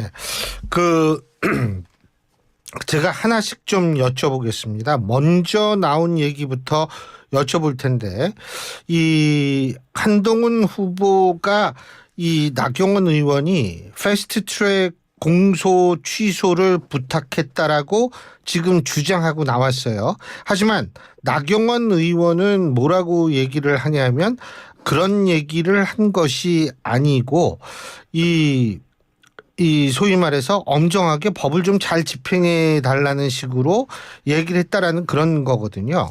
근데 이 부분 사실 어떻게 보세요? 저도 오늘 아침에 CBS 그 라디오 현장에서 이걸 보면서 좀 깜짝 놀란 감이 있었습니다. 예. 현장에서 지켜보던 기자들도 그런 반응이었고요. 그리고 나서 오늘 합동연설에서도 이 부분을 나경원 후보, 원희룡 후보가 좀 집중적으로 얘기한 부분이 있었습니다. 나경원 후보와 원희룡 후보의 좀 말을 빌리면 2019년 민주당이 패스트트랙 전국에서 좀 강하게 밀어붙이면서 우리 당의 전현직 국회의원 그리고 또 그 보좌진들 당직자들까지 수십 명이 기소당해서 아직까지 재판을 받고 있는 상황이다. 근데 이거는 어떤 그 법적인 이런 내용보다 민주당의 헌법 질서 위배와 힘으로 밀어붙인 그런 부분이 있기 때문에 이거는 당적 차원에서 그리고 또 법치를 바로 세우는 차원에서 한 번은 논의돼 봐야 되지 않겠느냐라고 하는 그런 내용이 좀 사적 대화가 나간 게 좀 강하게 표현되지 않았나 하면서 그런 내용들이 좀 오고 갔습니다. 근데 저는 우리 당을 여태까지 곤혹에 빠지게 한 여러 가지 내용들을 보면 모두가 다 사적 대화에서 문제가 된 부분들이었습니다. 그 대통령과 국회의장의 대화도 문제였고, 그리고 또 그 여사께서 그 몰래카메라에 당했던 부분, 또 대통령께서 뭐 확인되지 않는 경로하셨다 이런 부분들이 다 사적으로 있던 부분들이 나간 부분인데요. 이런 부분이 우리 당내에서 나와서 된다면 정말로 치유될 수 없는 상처가 될 거라고 생각을 합니다. 그렇기 때문에 이거는 후보자들 간에 어떤 토론회나 또 이제 공개 자리 전에 본인들께서 좀 다시 한번 좀 논의를 해보시는 게 어떤가 하는 당의 일원으로서 그런 마음을 가지고 있습니다. 나경원 후보가 오늘 경기 고양, 지금 우리 이승환 위원장께서 갔다 오시는 길에 지금 그 길에서 네. 말씀하시는 그 경기 고양에서 나경원 후보가 이렇게 얘기를 했습니다. 네. 패스트트랙 사건은 헌법과 법치를 바로 세우기 위한 것으로 공소 취소했어야 하는 상황인데 공소 취소는커녕 헌전 질서를 바로 잡아달라는 말을 공소 취소 부탁이라고 얘기한다. 지금 이런 입장입니다. 예, 네네. 예, 우리 박성민. 예, 뭐 진짜 이게 이렇게 되면은 어떻게 되냐면. 수사를 해야 된다 이렇게 가는 거예요. 진위 공방이 벌어지게 되면요. 결국 한쪽의 주장과 다른 한쪽의 주장이 이렇게 강하게 부딪히면 결국에 뭘로 진실을 밝힐 수 있냐. 법적인 그 도구를 사용해서 밝혀야 된다. 그러다 보니까 이제 진상규명해야 된다 이렇게 가는 거거든요. 지금 한동훈 후보의 댓글팀 의혹도 그렇고 이 나경원 후보를 향해 제기된 의혹도 그렇고 제가 봤을 때 수사가 불가피할 것으로 보입니다. 왜냐하면 한쪽에서 내가 잘못 알았다. 내 인지에 문제가 있었다. 이렇게 인정하지 않는 이상 이 논란은 계속 가는 거예요. 그리고 이미 국민들 앞에 이 논란이 한번 제기된 상태이기 때문에 어느 정도 좀 그럴듯한데? 라고 생각하시는 분들께서는 진짜 그런 일이 있었다라고 한다면 누군가는 수사를 받고 책임을 져야 되는 거 아니냐 이렇게 생각을 하신다는 거죠. 그런 의미에서 이번 전당대회에서 제가 봤을 때는 뭐 여당의 대표를 뽑는 것 이전에 여당 이 대표 후보들의 사법 리스크가 오히려 불거진 상황이다. 저는 이렇게 보입니다. 지금 박성민 최고위원이 이제 댓글 의혹도 얘기를 했거든요. 네네. 이 문제도 이게 계속 사그러들기 좀 힘들지 않느냐 이런 얘기도 사실 나오는 거거든요. 어떻게 보십니까? 계속 본질이 호도되는 게 좀 아쉬운데 예. 그 원래 댓글팀이라는 단어로 이제 해서 문제가 됐었고 여론조성팀인가 뭐 그렇죠 원래. 네, 처음에는 예. 김건희 여사의 문자에서 제 댓글팀이라는 단어가 나갔고 예. 그거 가지고 또 일부 우리 진영에서 이 한동훈 장관 시절에도 댓글팀이 있었다 이렇게 얘기가 나갔습니다. 예. 그러다가 이제 여론 조성팀이 돼서 누군가 한 명이 어떤 이슈를 주면은 팀장들 2-3명이서 그걸 가지고 여론전을 펼쳤다라고 하는 내용인데요. 예. 근데 그 중에서 한 명 내가 윤모 팀장이다라고 지명된 것 같다라고 하는 분이 윤희석 전 대변인 아닙니까? 그분은 오히려 본인이 그런 부분은 전혀 없었고 조직화된 거나 그랬던 부분이 아니었다라고 분명히 얘기하고 있는 거고요. 예.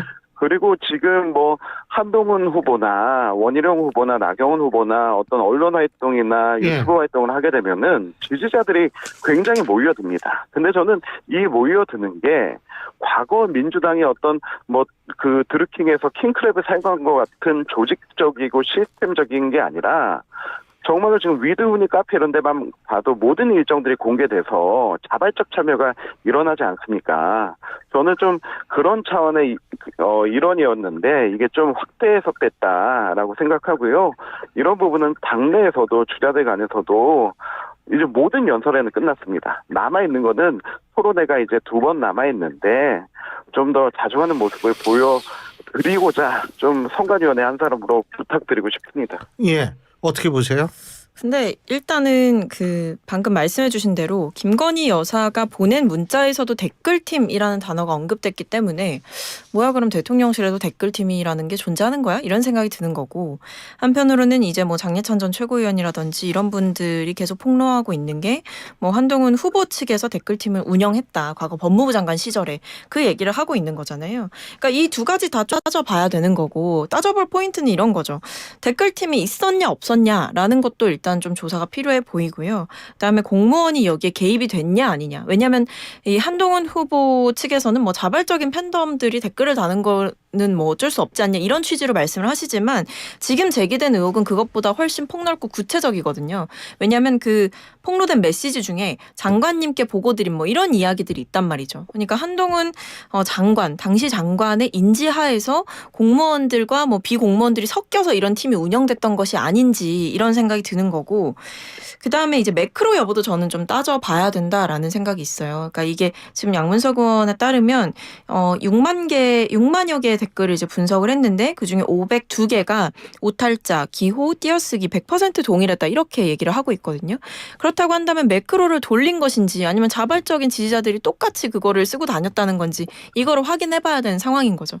그러니까 앞서도 제가 말씀드렸듯이 이렇게 서로 간의 이야기가 부딪히고 있는데 뭔가 의혹의 어떤 핵심적인 단서들은 계속해서 나오고 있는 상황이고 그런 폭로전이 지속된다고 한다면 결국 이거는 수사를 통해서 진실을 밝히는 수밖에 없는 거예요. 그걸 통해서 법적인 판단을 받아봐야지만 이 의혹은 비로소 끝날 수 있다. 그러니까 이거는 끝나지 않는 싸움이 사실은 시작이 된 거죠. 좀 전에 안철수 의원과 제가 2부에서 인터뷰를 했는데 안철수 의원께서는 그렇게 말씀하시더라고요. 이게 수사되기 전에 미리 이 당 차원에서 감사 같은 거를 할 필요가 있다 이런 얘기를 했는데 우리 이승환 위원장님은 어떻게 보세요?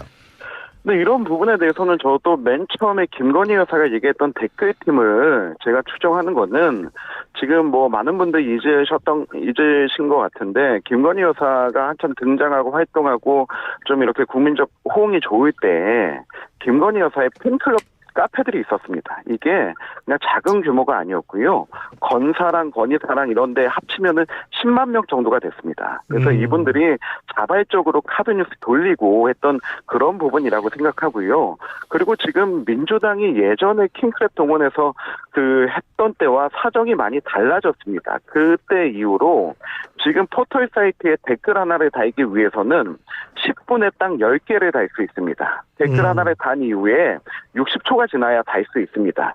그리고 이게 선거가 지나고 그리고 선거가 없는 와중에 이거를 개인적인 정치인이나 혹은 어떤 정치의 꿈을 가지고 있는 사람이 돌릴 수 있는 시스템이나 자원이나 동력이 저는 전혀 없다고 봅니다. 그래서 당적 차원에서 확인하는 게 필요할지 몰라도 양문석 의원이 제기하는 의혹처럼 이 부분을 수사해야 된다? 근데 저는 수사가 필요하다면 해도 된다고 보는데 양문석 의원이 보도자료 낸 부분을 제가 봤습니다. 그 부분에서 뭐 몇 개가 문제가 됐고 뭐 이런 부분의 규모다라고 하는데 저는 이거 수사에서 결과 나오면 오히려 민주당 지지층이나 민주당 당원이 더 많이 나올 거라고 생각합니다.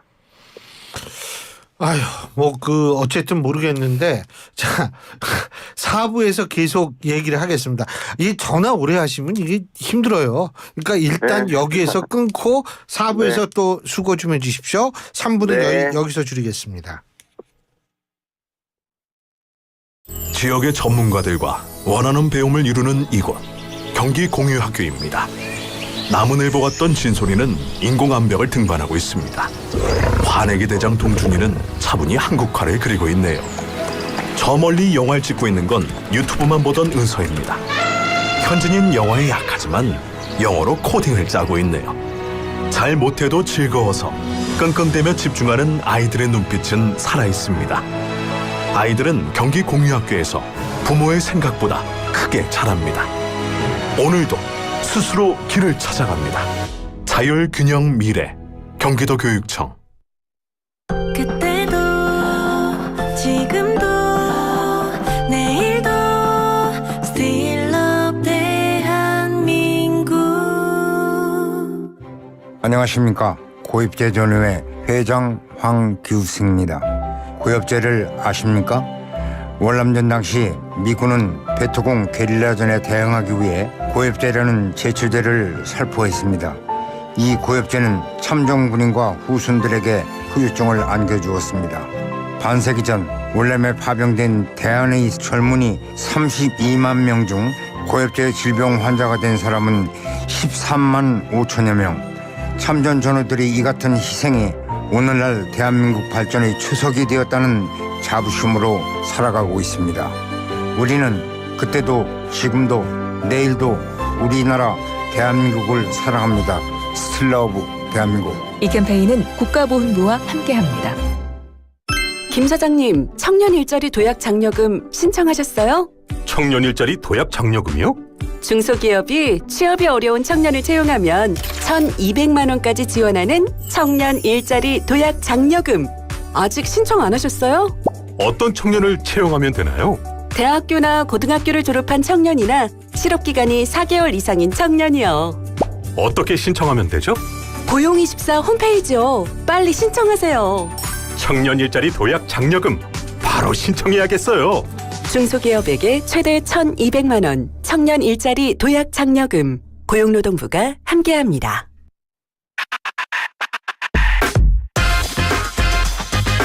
YTN 라디오 신율의 뉴스 정면 승부.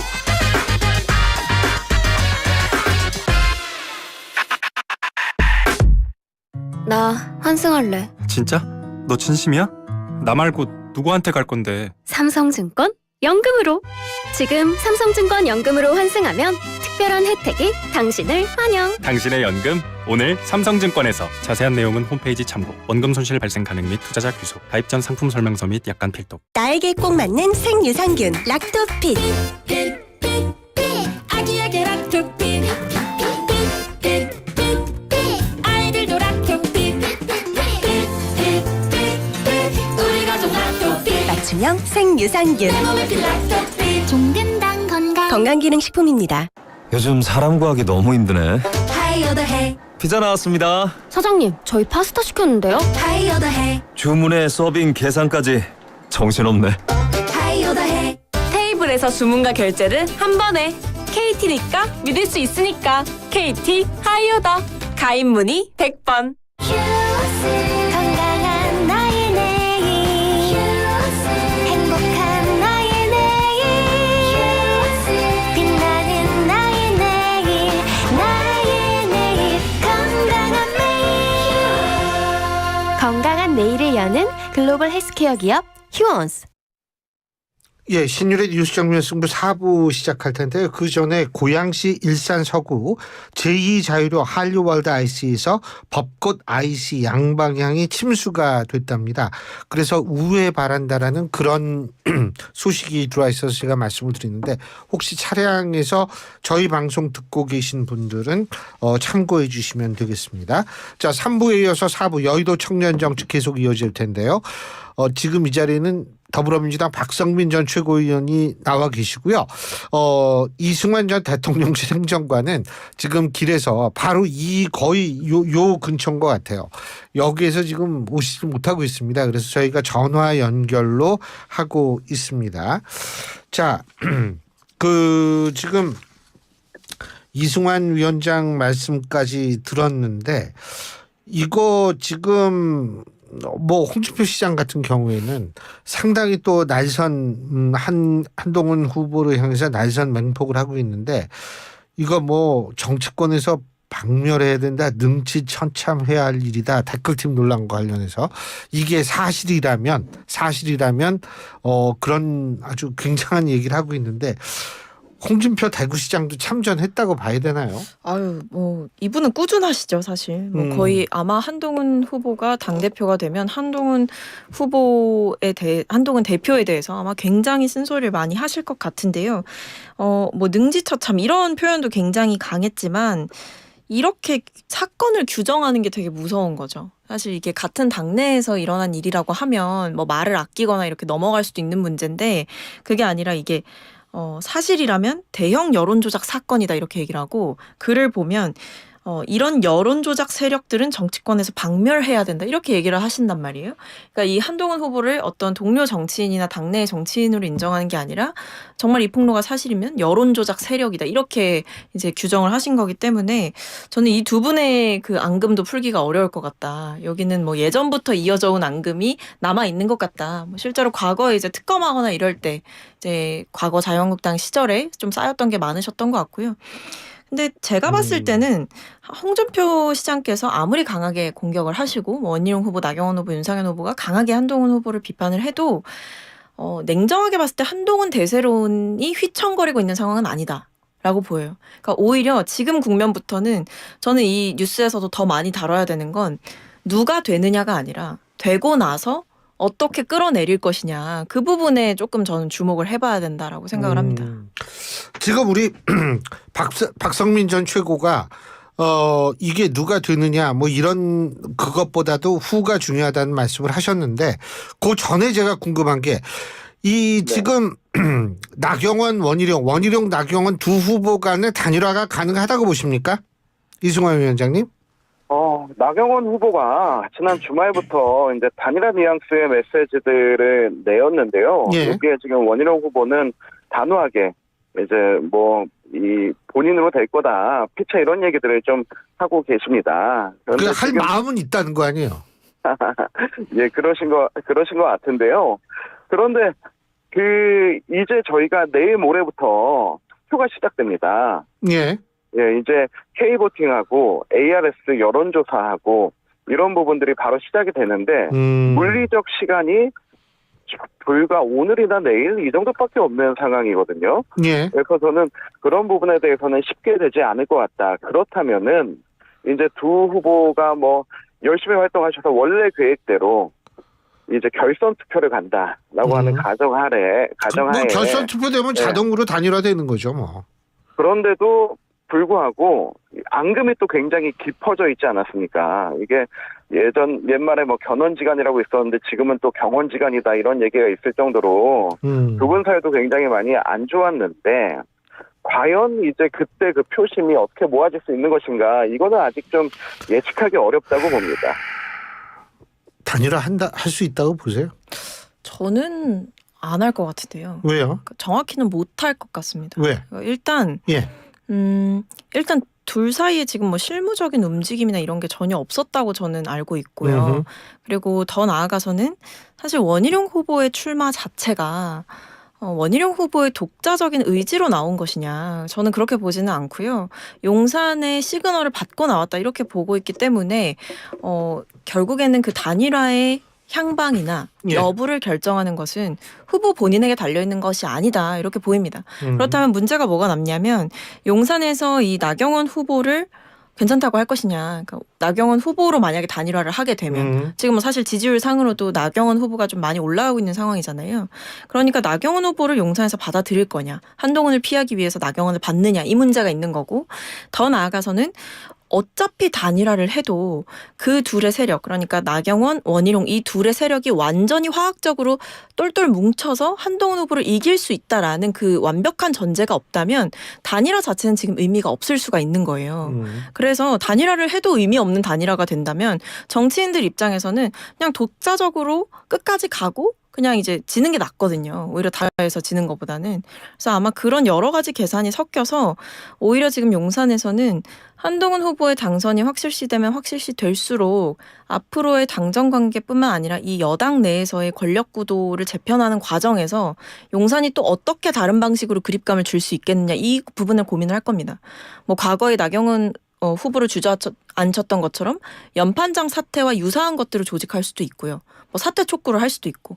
왜냐하면 이게 지금 민주당과 조국혁신당에서 뭘 얘기하고 있냐면 한동훈 댓글팀 이거 수사해야 된다라고 얘기를 하고 있거든요. 근데 이게 수사해야 된다를 넘어서 특검해야 된다라고 가게 되면 이게 여권 전체를 흔드는 사법 리스크가 될 수가 있는 거잖아요. 그렇게 되면 그걸 명분 삼아서 그런 용산이나 아니면 친윤 세력들은 움직일 수가 있는 거죠. 한동훈 후보는, 한동훈 대표라면 대표 자격이 없다, 내려와라, 이런 사태를 만들 수가 있는 거기 때문에 저는 오히려 단일화라는 좀 이렇게 유의미한 결과가 나오지 못할 그 셈법보다는 그 뒤를 계획하고 있지 않을까 싶습니다.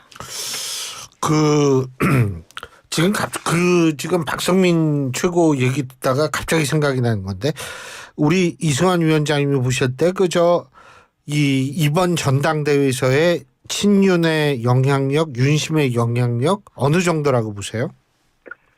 야권 일각에서는 전당대회 끝나도 뭐 무슨 프로젝트다 하면서 지도부가 뭐 쉽게 이어지지 않을 거다 이런 얘기들을 많이 하시는데요. 그러면서 드는 사례가 과거 이준석 전 대표 사례와 그리고 나경원 후보의 그 연판장 사태를 얘기하시는데, 이렇게 얘기 들으면 굉장히 마음 아프지만은 지금 그때 당시만큼의 대통령 지지율이 나오지 않습니다. 네. 그리고 또 정당 지지율이 나오지 않습니다. 네. 그리고 우리는 정부 여당이 이 위기감을 굉장히 심각하게 생각하고 있다라고 하는 부분에서 하나를 더 생각해야 되는 것 같고, 그리고 또 하나가 그 이재명 대표 연임 이후 이제 10월 달에 이제 공직선거법이라든지 그런 사법 리스크에 대한 판결들이 나오게 된다면 또 이게 전국 분위기가 어떻게 바뀔지 모르는 거거든요.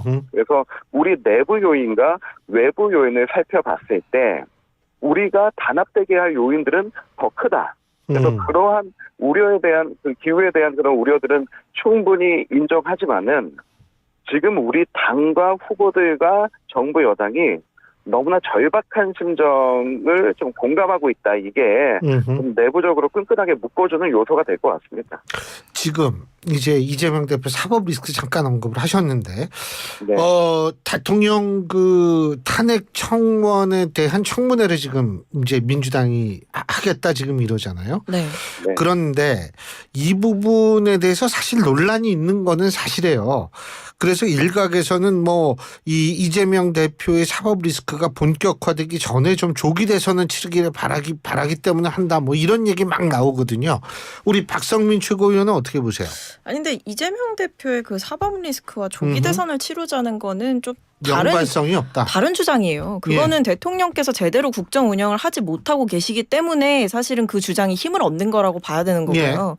아니 막말로 조기 대선 치른다고 이재명 대표 수사나 재판이 멈춥니까? 그건 아니잖아요. 지금 뭐 이미 재판도 진행되고 있고 수사도 진행되고 있는 마당에 어떤 뭐 조기 대선을 치르자 이런 주장들이 아니면 뭐 여당을 향한 비판적인 공세가 이재명 대표를 방탄하는데 어떤 유의미한 작동을 할 것이다 이렇게 보는 것 자체가 저는 그거야말로 좀 물타기다 이렇게 보고 있고요. 그러니까 저는 여당에서 뭐만 하면 이재명 대표 방탄하려고 그러지라고 얘기하지 마시고 오죽 대통령이 못하면 대통령 임기 단축해야 된다는 얘기가 나오겠냐라는 말씀을 좀 먼저 드려야 될 것 같습니다. 그리고 지금 사실 이 국회에 제기된 그 청원도 계속 뭐 문재인 정부 때도 이런 청원이 있었다 이렇게 얘기를 하시지만 일단 그때랑 인증하는 시스템도 다르고 그리고 지금은 문재인 정권이 아니잖아요. 윤석열 정권에서 일어난 그 국회에 국민 동의 청원이 있었고 그게 100만을 넘었고 그렇다고 한다면 그 실명 인증을 하고 여기 들어와서 청원을 했던 사람들의 마음을 살피는 게 먼저인 거지. 뭐 문재인 정부 때도 똑같은 일이 있었는데 그때는 뭐 이런 청문회 안 하지 않았냐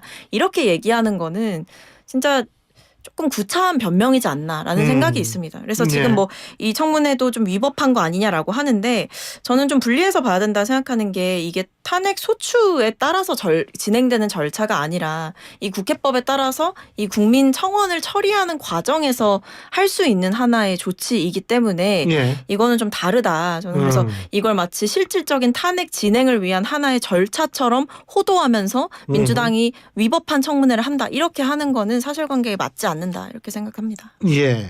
자, 어떻게 보십니까?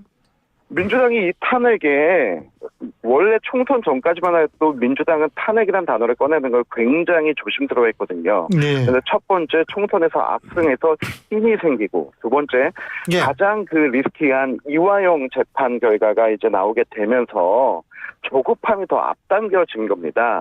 그런데 여기에서 이 탄핵 청원을 가지고 입법청문회를 연다라고 하는 것 자체가 지금까지 본 적이 없는 상황이고 그리고 저는 한 가지 꼭 지적하고 싶은 게 이 탄핵청원을 내신 분 물론 헌법이 보장하는 국민의 자유로 냈지만은 국가보안법 위반의 전과 5범이 있는 분이에요. 그리고 이분이 2018년도에 시의원에 출마하면서 자기 사진을 넣어야 될 그 공간까지 비워버리면서 자유한국당을 해체시켜야 된다. 라고 하는 그런 입장을 가진 분이 5개의 탄핵 사유로 냈습니다. 그런데 그 5개의 탄핵 사유를 보면은 일단 국회법에는 국가 기관을 모독하기 위한 청원을 수리하지 않는다. 그리고 청원법에는 현재 수사가 진행되는 사항에 대해서는 수리하지 않는다고 분명히 되어 있는데 이 5가지 사안 모두가 다 여기에 해당합니다. 심지어는 우리가 대북 확성기를 다시 재개해서 국가안보를 위해서 재개한 부분에 대해서 이것까지도 탄핵 사유로 넣는다라고 하는 거는 저는 말이 되지 않는다고 보는데 근데 이분이 본인이 인터뷰와 그리고 기자회견을 자초해서 야당 지도부와 함께 논의하고 있다. 근데 이것을 함께 야당이 인정하면서 이 내용을 가지고 탄핵 청문회를 한다 하고 대통령실 모두와 대통령의 그 부인과 장모까지 다 이렇게 한다는 거는 굉장한 저는 무리수라고 보여집니다. 물론 누구든 대한민국 국민이면 뭐 과거 어떻든 간에 누구든 청원을 할 수 있는 권리가 있고 그런 것을 더 편견 없이 바라봐야 될 그런 의미는 분명히 있는 건데 어떻게 보세요, 우리 박성민 최고위원은? 그러니까 그 청원 제기자에 대한 비판은 사실 저는 무의미하다라고 봐요. 특히 정치인들이라고 한다면 이 부분에 대해서 그 탄핵 청원을 제기한 사람의 자격을 논할 것이 아니라 왜 이 사태까지 왔느냐. 그리고 만약에 그런 자격 없는 사람의 청원이라고 그렇게 여기신다면 근데 왜 그런 자격 없는 사람의 청원에 사람들이 100만이 넘게 동의를 하겠느냐. 그 사태의 본질을 먼저 봐야 되는 게 순서다라는 말씀을 드리겠고요. 그럼 그분이 아니라 다른 분이 하셨어도 저는 그 대통령 탄핵과 관련된 청원이 아마 100만 또 넘었을 거라고 봐요. 다른 분이 제기를 하셔도 뭐 전과 하나 없는 분이 제기를 하셔도 아마 똑같이 100만 넘게 나왔을 겁니다. 왜냐하면 그 청원 자체가 뭐 처음에도 이제 뭐 상승세가 가팔랐지만 이제 중간에 여러 가지 또 대통령실 관련된 의혹이 나오고 대통령실에서 지금 여러 가지 잘 못하고 있는 것들이 더 불거지게 되면서 상승세를 타고 더 빠르게 동의의 그 비율이 높아졌던 것도 있었거든요. 그런 부분들을 좀 주목해서 보셔야죠. 어떤 부분에서 민심이 분노하고 있고 흔들리고 있고 뭐 여러 가지 있지 않습니까? 지금 뭐 김건희 여사 뭐 명품 가방에 대해서 지금 계속 대통령실의 해명이 뭐 바뀌는 상황, 심지어는 꼬리 자르기 하는 거 아니냐 이런 상황도 있는 거고요. 최혜병 특검법에 대해서 여전히 대통령께서 뭐 입장이 변하지 않고 있는 것. 그런데 또 보면 그 공의로 걸려왔던 전화에 뭐 그거를 추적해 보니까 그 번호가 대통령실 경호처 아니냐 이런 의혹도 지금 제기되고 있는 상황이라 여러 가지 의혹이 있는데 여기에 대해서 명쾌하게 해결하지는 못하고 있는 상황이라는 거. 거기에 따라서 국민들은 더 분노하고 있다라는 거. 이걸 아셔야죠. 자, 그리고요. 저기 지금 이승환 위원장께서 말씀하신 게 청원법 6조 2항입니다. 그 검사 이 감사 수사 재판, 행정심판, 조정, 중재 등 다른 법령에 의한 조사, 불법 또는 구제 절차가 진행 중인 사안에 대해서는 이거는 그 청원을 받아들이지 않을 수 있다라는 그 이항인 건데 이걸 민주당은 이렇게 해석해요. 대통령에 대한 수사가 아니기 때문에 수사 중인 사건으로 볼 수 없다. 지금 이렇게 얘기를 하거든요. 어떻게 보십니까? 아니 이 부분에 대해서는 검찰이 첫 번째인 최상병 문제 같은 경우는 경찰과 공수처와 군사법원이 함께 지금 수사를 하고 있는 내용이고 심지어 군사법원에서 하고 있는 박정훈 대령의 항명 사건에 대해서는 재판까지 진행되고 있는 상황이지 않습니까? 그리고 두 번째로 제기한 김건희 여사의 뭐 명품 가방 사건 이 부분은 형사 일부는 물론이고 그리고 전담팀에서까지 수사를 진행하고 있는 부분입니다. 그렇다면 이게 관련된 증인들이 국회에 나와서 이거 관련 발언을 하는 것만으로도 저는 수사에 분명한 영향을 미친다고 보는 겁니다. 입법부가 사법부의 영역을 침해하게 되는 것이죠. 저는 그런 차원에서 봐야 된다고 생각하고요. 그리고 그렇다면 나머지 부분들 그 두 가지 사안에 대해서 입법청문회를 연다고 하는데 후쿠시마 오염수라든지 대북 확성기 재개라든지 이런 부분에 대해서는 왜 하지 않느냐. 그런 부분은 자신이 없는 거거든요. 저는 그런 부분은 좀 민주당도 좀 정직하게 한번 생각해 봐야 된다고 생각합니다. 그리고 이게 지금 오늘 6명을 추가했어요. 어제인가요? 6명을 추가했어요, 증인을. 이원석 검찰총장, 정진석 대통령실 비서실장, 뭐 이 6명을 추가를 해가지고 아마 제 기억으로는 참고인 뭐 이 증인 다 합하면은 이게 37에다가 36에다가 6명이 되면 42에다가 거기에다가 또 참고인도 있거든요. 그러면은 근 50명 가까운 사람들 출석 요구를 했는데 이거 조금 과하다고 생각을 안 하세요? 과하다기보다는 이제 공격적으로 임하는 부분이 있는 거죠. 어쨌든 저희가 19일, 26일 이렇게 두 번에 거쳐서 청문회를 하겠다라고 했고 네, 지금 보면 뭐 여당과 대통령실의 참석 여부랑 관계없이 민주당은 이 부분을 다 청문회를 다 진행을 하겠다 이런 입장인 거거든요. 그리고 이렇게 읽어주시면 좋겠어요. 이게 뭐 참석하지 않는다 이런 입장을 표기하는 그 증인들의 입장에 주목할 게 아니라 민주당이 왜 이 사람들을 부르느냐. 결국 사건의 진상을 밝히는데 중요한 실마리가 되는 사람들을 부르는 것이고 그 사람들이 오히려 거부하고 국회에 나오지 않는 모습을 보여주게 된다면 그건 그거대로 국민들께 메시지가 간다라고 저는 보고 있거든요. 예를 들면 뭐 대통령실에다가 뭐 이러이런 사건 관련자들 알고 이 뭐 명품 가방 논란이라든지 이런 김건희 여사 논란을 알고 있었던 사람들 출석하세요라고 했는데 안 온다. 그럼 이제 국민들이 보셨을 때 물론 민주당 너무 과한 거 아니야? 이렇게 생각하시는 분도 있겠지만 한편으로는 왜 안 오지? 라는 생각을 하실 분도 계실 거 아닙니까? 왜 다 거부하지? 왜 출석하지 않지? 그러니까 이런 식이 오히려 어떤 여론전이라든지 정치적인 메시지를 줌에 있어서는 더 효과적일 수 있다. 이렇게 생각합니다. 이승환 위원장은 어떻게 보세요?